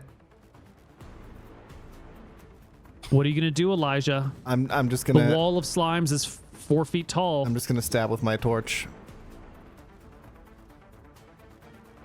Roll it. 8's good enough. Okay. These things only have 6 AC. They don't move very quickly. Roll me that D4 as you try and Okay. keep the torch steady on the creature before you. There we go. 3 points of damage. Come on, It's just a wall. y'all. You've already been touched by a slime, right? I think you've already been touched. You Yeah. got 25 pounds of Yeah, slime yeah, yeah, encumbrance, I got and this tons of round, the slime. one that's touching you, just it moves another 25 pounds of weight on you. You are now moderately encumbered, Elijah. That's okay. Come on, Nick. We need a brain blast here. I mean, friendly mushrooms weren't 90% water. Looks like a good ass salad. This one move. over Holy here. shit. We'll try to get our dear beloved gardener with an 11 to hit. Oh, that's actually a hit. 11 AC. You will gain 25 pounds of mass. Okay. You're both Now, as I understand it, Lightly Elijah has 1 slime on him, but it has added its weight twice. Riven has 1 slime that's added its weight once. And Cedric has weight from 1 slime that left, and then 1 that has hit him twice now, and 1 that's hit him once. You have 100 Yep, I have pounds on you, 4. Cedric? Yep. Fuck. Okay. Riven, this one is moving away. I'm just going to take it out of the initiative order. Riven, Okay, it's my your turn. pile of papers here that Yes. rolled a 20 to hit, remember, gets to do D4 damage this round. Yes, it does. Roll the D4. 2? Fuck. Okay. I feel like that hits everyone to there. This one. Yeah, I just got to get to all of them. Minus 2 to this one. 2 to this one. There you go. Now what do you do for your turn? Is this an oozy thing or a brown slime? They're all the same. Oh, okay. Yeah, I'm attacking the one that's grabbed me then. Mm-hmm. I don't have anything that can burn. My bedroll wouldn't burn, right? No, it would take way too long. Yeah. Yeah. Attacking? Just torching. Yep. Easy enough to get the torch in its face. Easy Damage. enough to begin to fry it, severing the link between it and you entirely. Okay, are you that's going to good. move? Or are you going to stay? These things haven't been doing attacks of opportunity. Help me. I call out. I don't really know how to help you though. What are you going to do, Riven? If I move, then it's just going to get surrounded. Okay, I'm going to stay one more turn here. Okay. The slime over here. I got to find out which slime, whose turn it is. That one. Okay. That one, I do believe, has not touched you yet, Cedric, and it is still at full HP, and it will make an attack roll. It is a 6. Miss. No good. Now, this next one, again, trying to find the right slime, is this wounded one. I think it's the one you wounded last round, and it will... finally, one of them passes their willpower check or morale check or however you want to qualify it. The I'm taking damage, but should I stay and fight? And this one, it just begins to try and add more weight to you. No. With a 15, will it. effectively hit you and begin to slip. And I think at this point, we can safely say that it's more like this on you. Yeah. Like you are now being buried alive. I'm severely it's- encumbered at this point, Yeah. but I'm still not at 0 move speed. But at this point, are they not killing themselves on the torch? True. I think at this point, like he's having a hard time getting his torch on people, and when he can, he's doing D4 damage to them. But the amount of just the sheer mass, he doesn't have enough No, but time I'm to saying, burn them away. he's holding a torch on his person, and they're engulfing his person, are they not? They're engulfing him from the bottom up. I guess I don't really Even understand the what you're ones that saying. are on top of the ones on top of the... Well, I just feel like if I'm holding a torch and somebody tries to grab me, they're going to get burnt. Well, he is consistently doing damage to them each round. Yeah, on his attack when he's Yeah. attacking, but like if it's just a torch, so when they come near him, they're just getting burnt. Like when I tried to crawl through the space and the torch was in the way, Right. I would have taken fire damage. Well, they're specifically trying to avoid the torch. I haven't been Good saying lawyer, it, Nick. but like they're not attacking through the torch. Like it's a big mass and the torch is going somewhere, and they try to recede from that as they try and slip around another area. And since they're slimy creatures, like they can exist on multiple, like they can exist in and around each other. It's just a huge mass of stuff, and he's doing his best, but you know, this is I need help, This damn is- it. this is bad. I don't know. Okay. Yeah. This one, is it this guy's turn? Okay, and we already did him. Yes, perfect. Okay, Cedric, it is your turn. You said you call have out- 125 pounds Yeah, of I call out mass. for you to cut my bag off of me. To relieve some fucking weight, and here's my attack. I mean, that's all I can do. I can't move, can't do any of that. Mm-hmm. Here's my Oh, here's my wait, torch actually, attack. before you do that, I'm sorry. Riven, I need you to roll me a D2. You had thrown a different book on some other people earlier, and it's burning out. A little D2 for the boys there. Yep. All right, dropping another one. There you go. Continue, Cedric. Here's my attack. It's technically a 4. Yeah, I mean, Yeah, I think it's getting impossible. Like the can't mass move, is sort yeah. of pushing up against your arm, and you're beginning to have a hard time reaching it. Where you can get the torch is an area that's already like cooked and baked, and you can't reach around to a soft, wet area to continue your damage. agreed. Okay, the other slime here, I think that's one that's at full HP. This is the one that hasn't grabbed onto you yet. I'm going to give it a bonus to hit because, well, actually, I shouldn't give it a bonus Just to take hit. it off of my Do you have touch. a penalty to your AC Yeah. from your encumbrance? What is it? But 7. does he- is My he not touch AC is essentially- 7. Is he not essentially wearing slime armor right Right. now? Like if he can't attack them because the areas where he can reach are already burnt, surely it's difficult for them to attack him when most of him is already covered in slimes. I suppose, but he's also not moving very quickly or at all. And so I think it just kind of flows on top of one another and begins to like form another little layer around his chest because this will hit you and you will have another layer of encumbrance. And I don't know how Right. high it is against you. It's probably, you know, underneath your armpit. You're probably like almost up to your neck in crushing mud. I mean, I don't. And by now, you Yeah. can feel like the acidicness of it on your skin. You can feel it begin to like disintegrate parts of your body. I'm severely Slowly. encumbered still.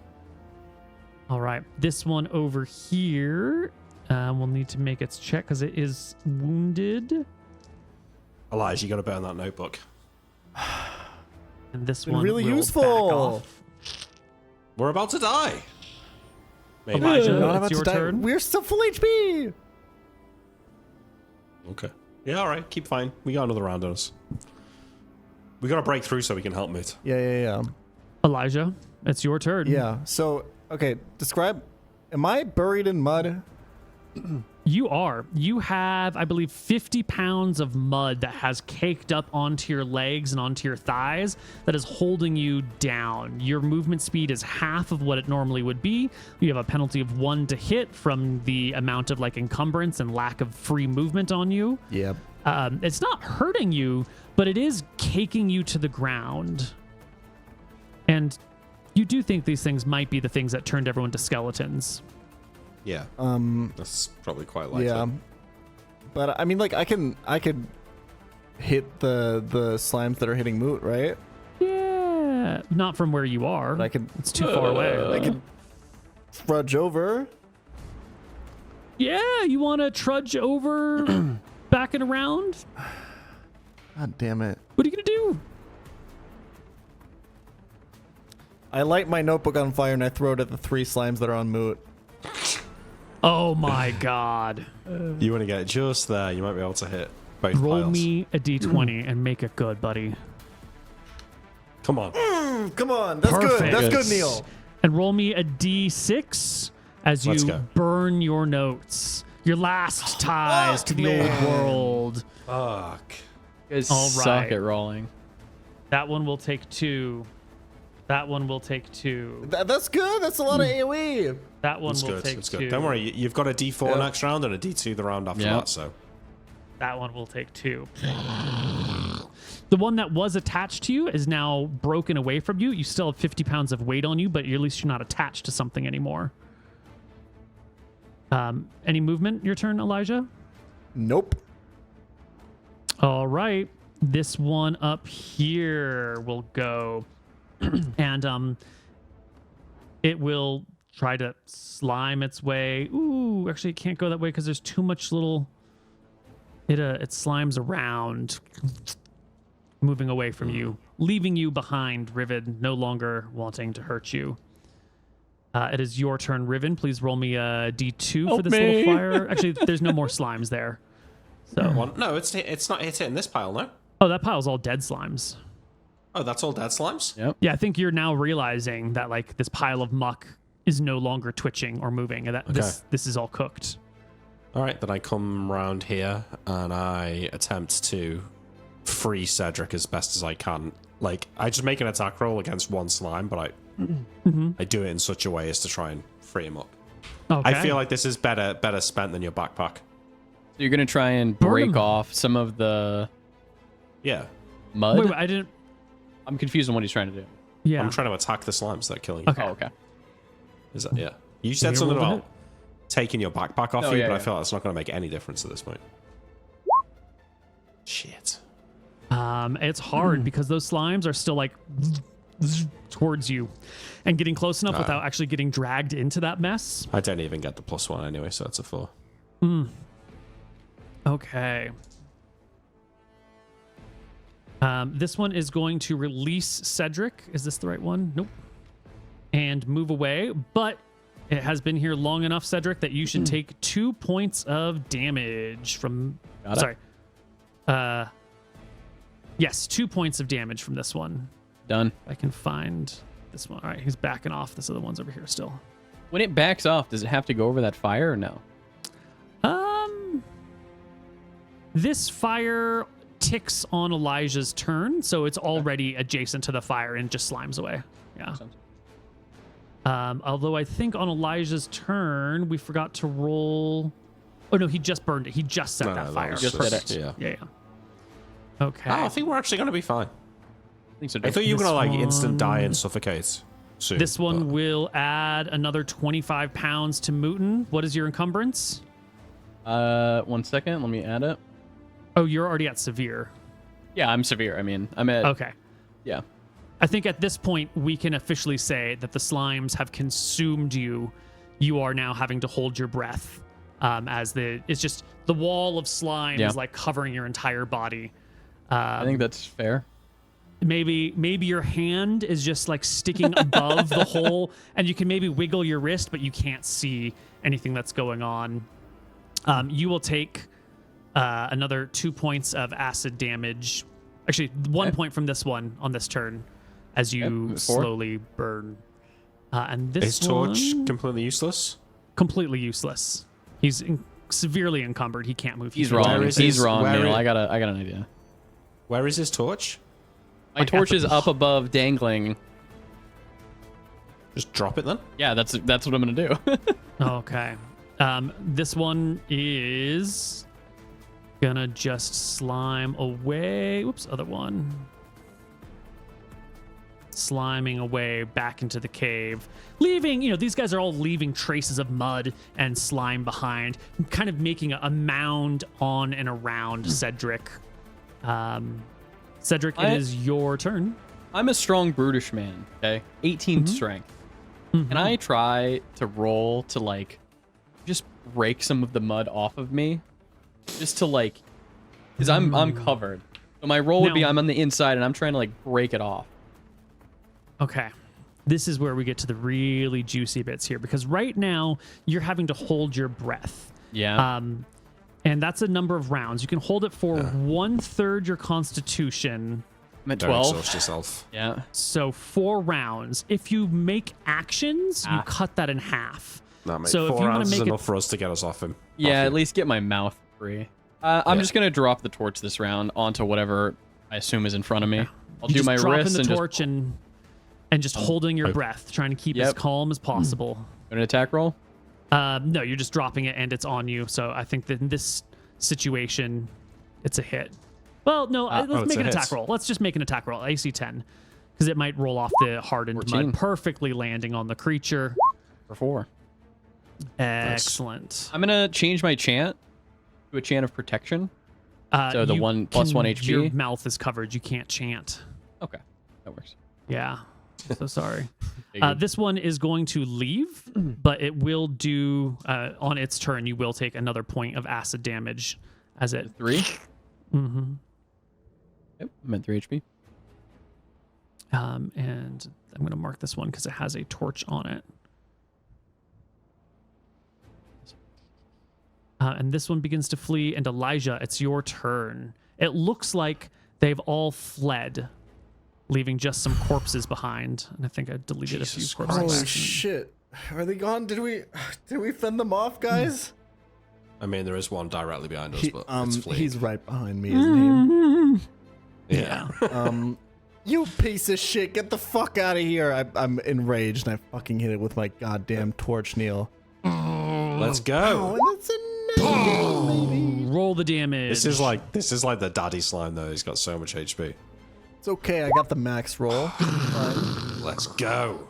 The slime begins to harden and parts of it break off as it tries to move away. Spending the round, it gets to here, but once it gets to here, there's like a torch in this passageway. Genius. So it just You goes fell into after my Riven trap. with a 7, which is a miss. Oh. Nick's like, oh, Oh. that's not great. Leaving us with Riven's turn. I attack back. Fuck this thing. You attack this one. You leave Cedric to bake. You miss this slime as it's trying to go in and out and all around, and it's hard to get to. Cedric, you have 2 turns That's left. 1 turn. Yeah. Wait. Sorry. I It's been 2 misunderstood. turns. No. I thought he was safe now that the slimes had retreated. He's still suffocating. Yeah, he's covered in broken off Covered in slime, slime. Okay. mud, and dirt. Neil, I request that I can redo my action because I didn't realize that's what was happening. Thoughts? I think he's too busy looking at the fucking slime to know that. Oh. Well, no. Really? Well, Mooton's gonna call that you were preoccupied with the slime and didn't realize. Maybe you thought that when the other ones were retreating, it was leaving a gap, and only after you attack and look behind you, you realize that he's still just like a giant. You ever watch Jurassic Park? Oh, yeah. And you see the Triceratops shit, and it's just like a huge. Yeah, and then Cedric's arm is coming out of there somewhere. Yep. Okay. we're all disoriented. Okay. Like, Elijah, it's your turn. There's one slime still moving around, and it seems stuck. There's a, Realizing now, I say, help Cedric. He's suffocating.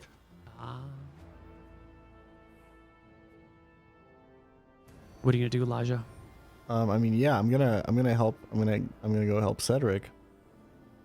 Well, there's just a pile of baked mud surrounding this one hand that's sticking out. How do you help him? Let's see. Is his mace on the floor? It's probably buried in mud. I mean, I would probably try to break it up with like the hilt of my rapier. Does that do anything? Good idea. It could. Yeah, give me a strength check. It's over. I'm dead. That's Yeah, oh no. 19. You smash the hilt into it. Small chunks come off. Come Little on. bits of dirt crumble off. The hilt is not the best digging implement. You bash and bash and bash and bash, trying to break the area free. This slime on its turn will kind of scamper off into this Yeah, direction, better. leaving Riven. Shit. Okay. I try and help Cedric the best way I can, which is with the back end of my short sword. Strength Which I draw check. from its sheath. Oh. Yes. You hit a chunk right near where Elijah was hitting his. A huge piece crumbles and breaks off, sliding down behind Cedric. Do I see his mouth? No, you're on his back. Oh, How much weight can I take off for that? You can take off one charge, 25 pounds. Okay, not enough. Okay, Cedric, it's your turn. You're holding your breath. You have one this I round hear and next him round are your breaking me last out. two. So I'm gonna hold fast. I'm not gonna try anything yet. If it happens next round, will I have the strength to try? Yeah, but Okay, I'll wait. it'll be risky. Because Yeah. if you axe next round, I'll give you a con check at some sort of con check to see. Oh if you yeah, can because hold you your start breath or making not. con checks when you Yeah. can't hold it. Yep. All right. Yeah, Yeah. and if you I'll fail, you wait. die. I'll wait. Yeah. Now that we can see where his back is, we should be able to guess where his Yeah. mouth is. Yes, absolutely. very Elijah, true. it's your turn. Another Help strength me. check. Come on, buddy. Strength him. Come on, buddy. Come on, buddy. Come on, buddy. Yes. Oh. Like a mother You get it perfect. lifting a car off of her dying child. Yeah. Elijah locks the fuck in and smashes the goddamn mud off of Cedric's face with one single blow. 50 pounds of mud slide off Cedric. I'm only heavily encumbered now. You can breathe, though. Dude, what It's the okay. hell are You can Elijah's breathe. rolls, man? I'll try a strength check to break the rest of it, or at least Yeah. break enough off. Yeah. You can, Smash out of that bitch. between the three of you, you can escape and be free. Can we kill this? It's Since just it's hiding kinda, over in the like, corner. Yeah, go ahead. Say we leave it for a minute until everybody's mud is taken off of them. That is the most dangerous shit right now. Let's get everyone safe and then just go and kill this thing. It's got nowhere to retreat to. We're going to come back in here, so we might as well kill as many as we can because they'll heal up. I agree with you. Yeah. All right. You smash I'll break it. everybody's mud It off of them. dies. Yep. Yeah, We're we not kill going to all roll. of It's them. only one. You know what's going on. It's fine. It dies. Okay. I'm gonna heal right now while they're smashing it. Cure light wounds myself, and then so that's a D8. If creatures at positive HP, they regain up to 1d8. Yep. Here's my 1d8 for the day. Boom. Nice. Back to full. Fuck yeah. Should we leave or should we stay and keep going? We got a lot of them. Yeah, We don't know how many more there are. Let's go back, retreat. Let's get our magic back, and come back. All right, We can search the town for torches and flammable material. I agree. And I'll keep this. I point to my armor. I'll leave this off this time. Doesn't even help. Yeah. Just makes me hit way more. I thought you were a gunner then, Cedric. Oh, me too. Thank you, Elijah. You saved me. Come on, let's get out of here. I never want to go in a cave again. Well, we're going back in soon, so. Off. You crawl back through the passageway taking the armor off, attaching it to a rope, crawling through, dragging the armor. Do you put it back on when you get to this other side?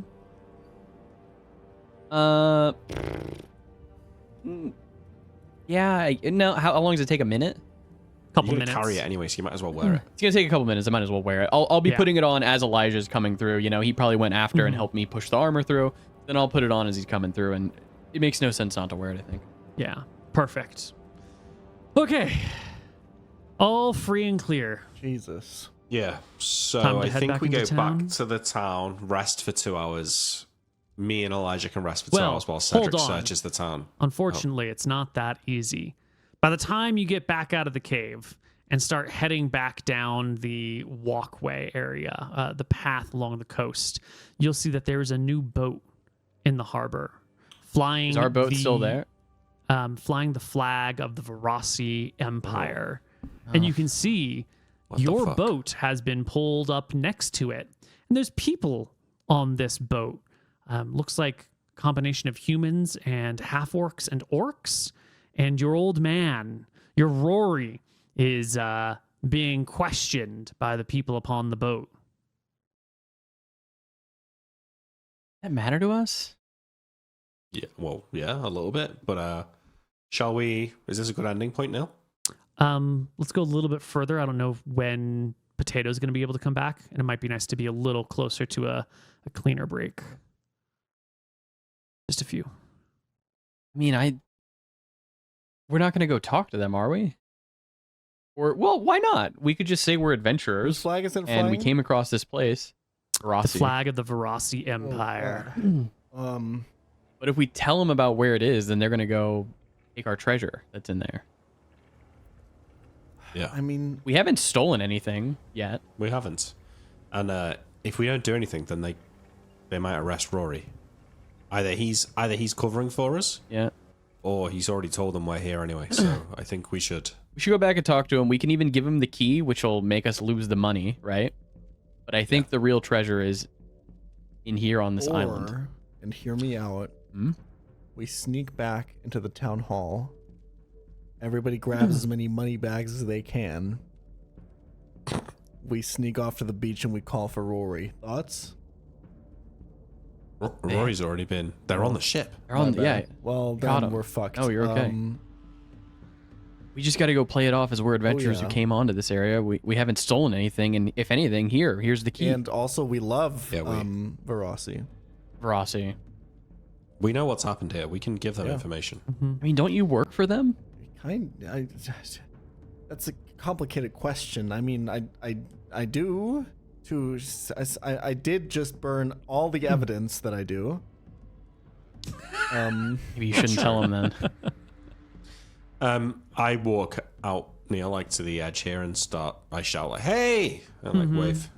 Yeah, you quickly gather their attention, and they'll stop interrogating Rory, put people on his boat, and rowing out to you are going to be 2 orcs, 2 humans, and the warrior types, and then another person who looks like they have a sword at their side, like a fighter, but they're not wearing any armor. She just has no helmet, no armor of any kind. She looks like she's in charge. She's got that I'm commanding this hodgepodge group of mercenaries and their boats. As they're sailing over, I turn to the group and I say, "Are we going to say we're from Eknara?" I don't think we should bring it up at all. They might ask where we're from. We need an answer. Just Adventurers from Just Stars Bay. That's right. That's where I'm from. He knows where he Yep. lives too, I say. Yeah, he Yep. can tell them all Okay. about it. That's right. They land. The orcs step off looking mean. The humans step off looking mean. The woman steps off. Hey there, guys.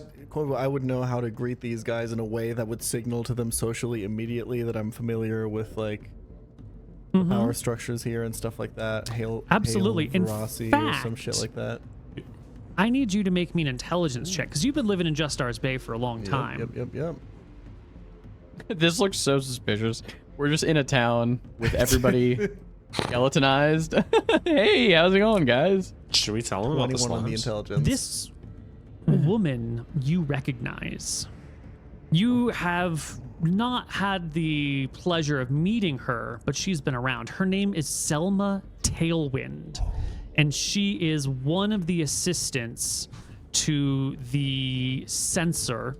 That's like a rank of high position. That's the person who's like ostensibly in charge of all of Ferodia. This is one of that person's lackeys.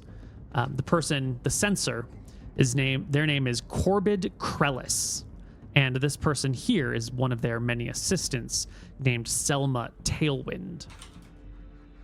You would know her to be an official who sort of, in the bureaucratic circles, you might refer to her disparagingly as like their gopher. Like she goes out and just does shit and then brings it back.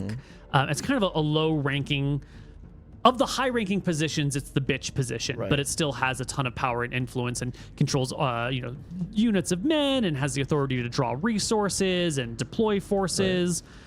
Certainly someone worth dealing with and respecting, but like the lowest of the assistant class. So I know who she is. Has she ever met me? No. Okay. You would, if she knew your name, you would be honored. Yeah, gotcha. She probably knows your house, but not you. Guys, this is like a really important lady. She's got a lot of influence and power. Be really respectful. I can handle the situation, okay? To read her a poem? Don't ever read her a poem. Okay. So. Okay, Elijah, do you think? Neil, what was your last name?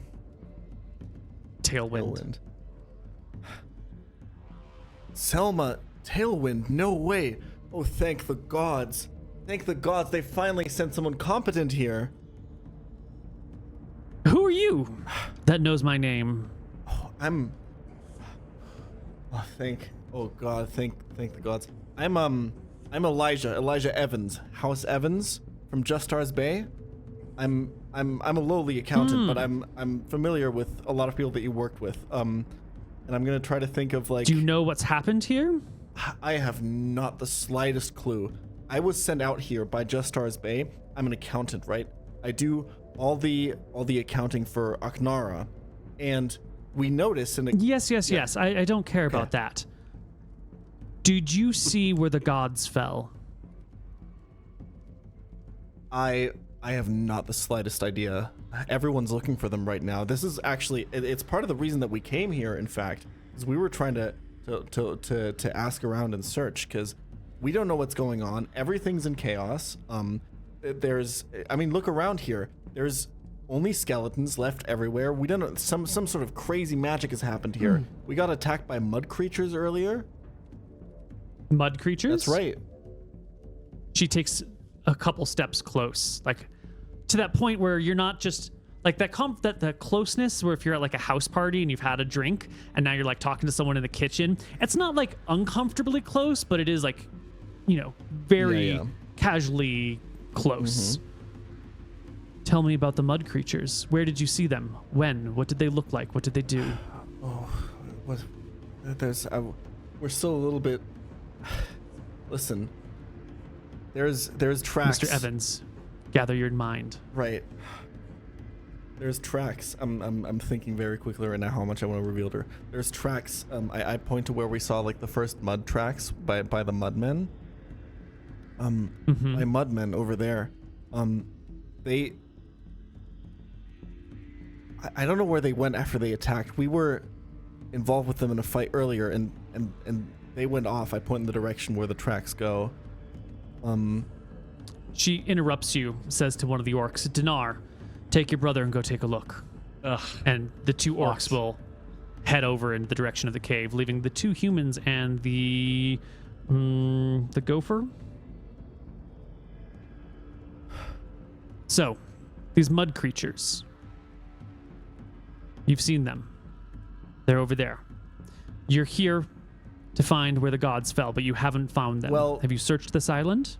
Sorry to interrupt. That's not quite right. We're not here to search where the gods fell. It's more so that since the gods have fallen, everything is in disarray around here. The only thing I came with my two employees here originally to investigate was that we stopped getting shipments from here. They usually ship us salted fish. I noticed while I calculating. don't care, but actually I do. When did the shipments stop? When did this town's tragedy befall? It must have been. I'll speak up and I'll say the exact day that the gods fell. I'll give him that date, which is a lie. Yes. Mm-hmm. That's right. It was the 10th, right, Neil? Mm-hmm. It was the 10th. Yeah, that's.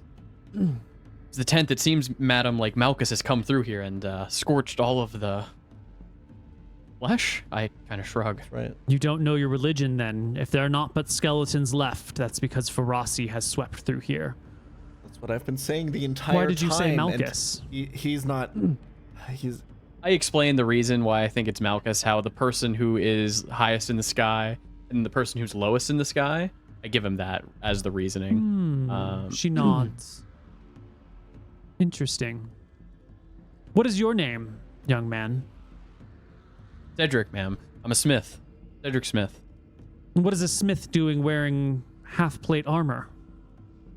Well, you see, over the years, I've been able to craft this, and I'm out here defending on a job for You've made Elijah this, here. she says, walking up again, uncomfortable, like more familiar than anyone would ever approach, and like puts her hands on your armor to feel the thickness of it and the work of it, and runs her fingers over it.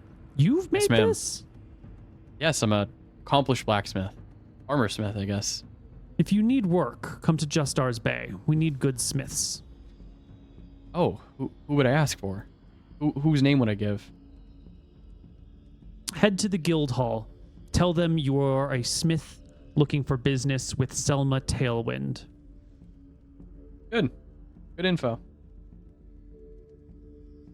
So, you've seen no presence of deities here, other than the dead and the Only mud what creatures? Verossi leaves in her wake, ma'am. And the man in the boat. He's your pilot? Yeah, That's right. None. He's my man. Well, leave it to us then. She kind of snaps back to the boat and makes a sign.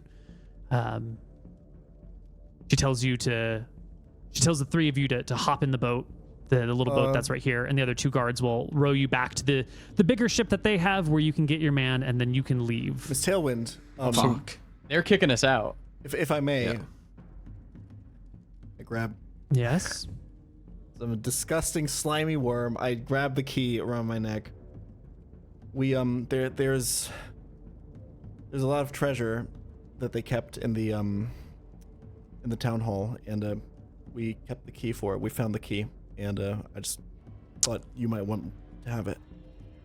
She reaches out the hand, takes the key from you. Thank you, Mr. Elijah Evans.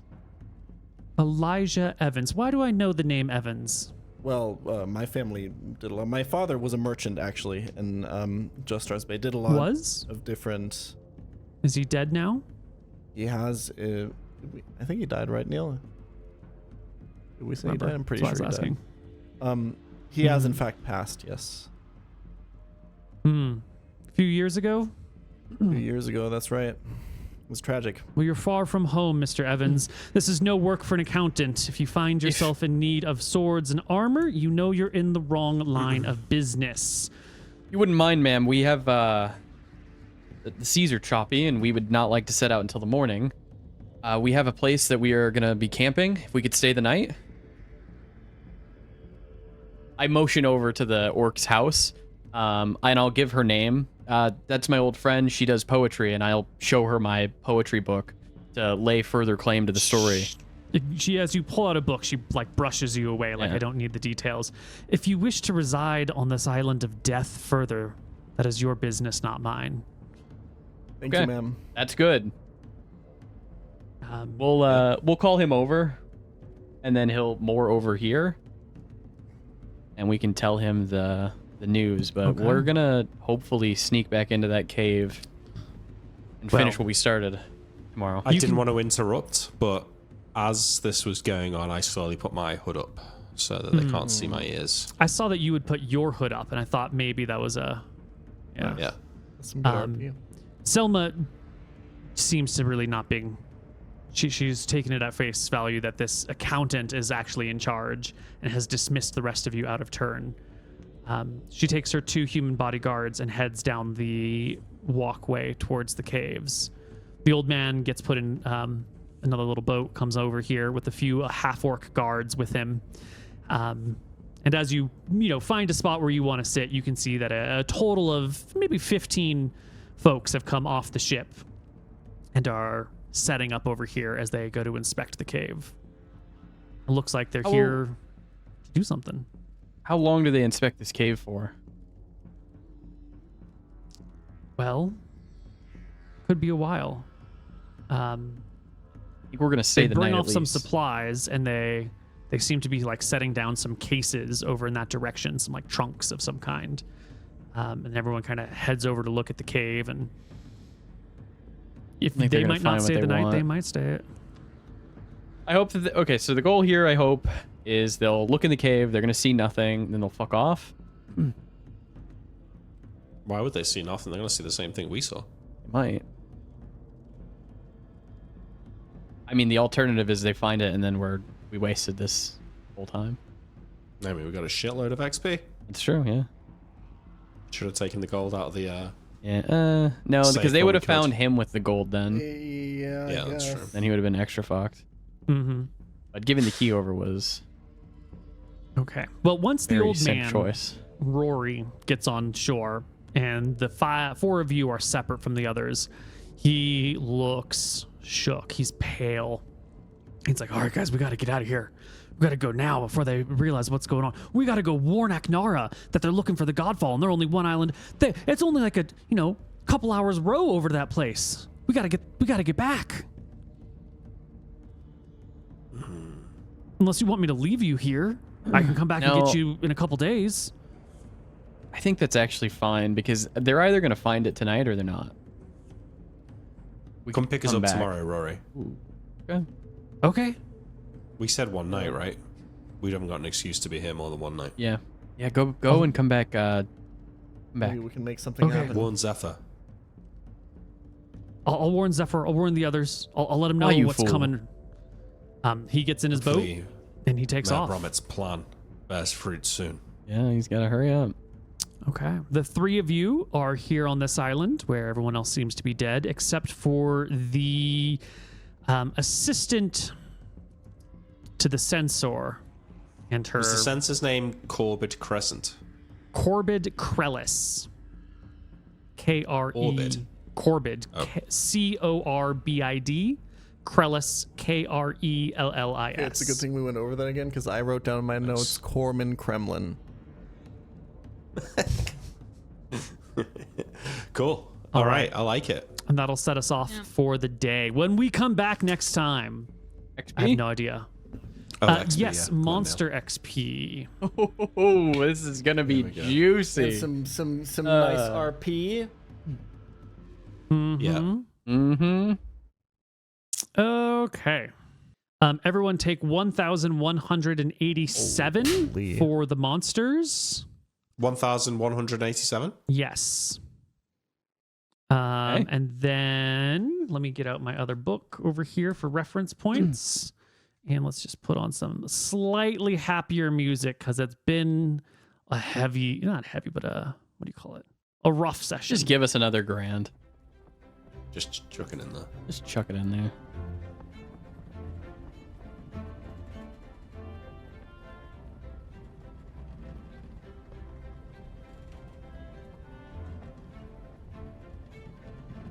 Very fighting heavy session, which I enjoyed.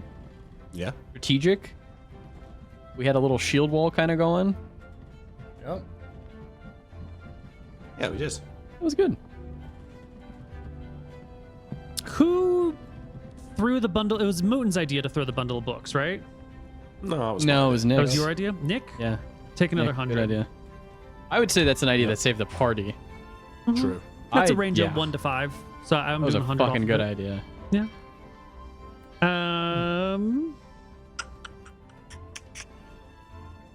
Spells cast? Yeah. With the 2 sorcerers, each take another 50 XP. The priest, no more there. Cure wounds you cast. That's true, but I'm not going to give XP for cure Who wounds out cares, of yeah. combat. That's not a. That spell is a gift in and of its fucking self. Mm-hmm. True. I want to do Elijah. Let's do another 100 for managing the Selma Tailwind, especially the handing over of the keys. Actually, 100 for managing the situation, another 100 for playing your character so well as to give the loot over to your superiors because you're still a bit of a spineless coward. Just a smidge. Do I get anything for burning the remnants of my old life to save the companions in my new one? I think Cool. I think as a symbolic moment of like casting off your past, yeah, we'll do another 100 XP for that. Yeah.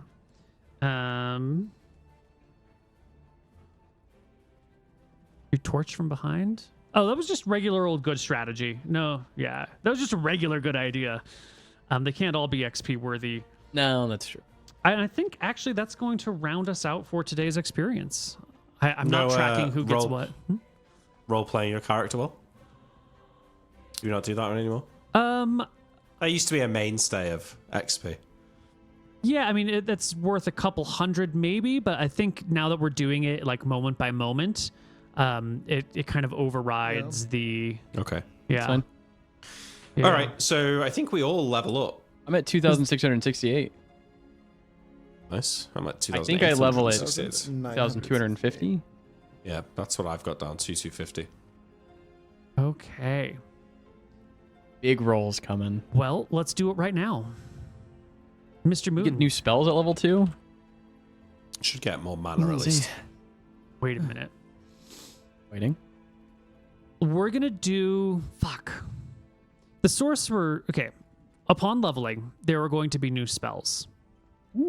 Oh, sick. I have some interfaces for the new spells that I was going to give you guys, and I had assigned it to Blake, Yeah. and Blake bailed, so I don't have the fancy overlays yet. Let me try Yeah. and get them done, and why don't we do all of our leveling up stuff next session when I have It's been a long, tools to make it it's been look a long nice. session. Yeah. Totally fine. Okay.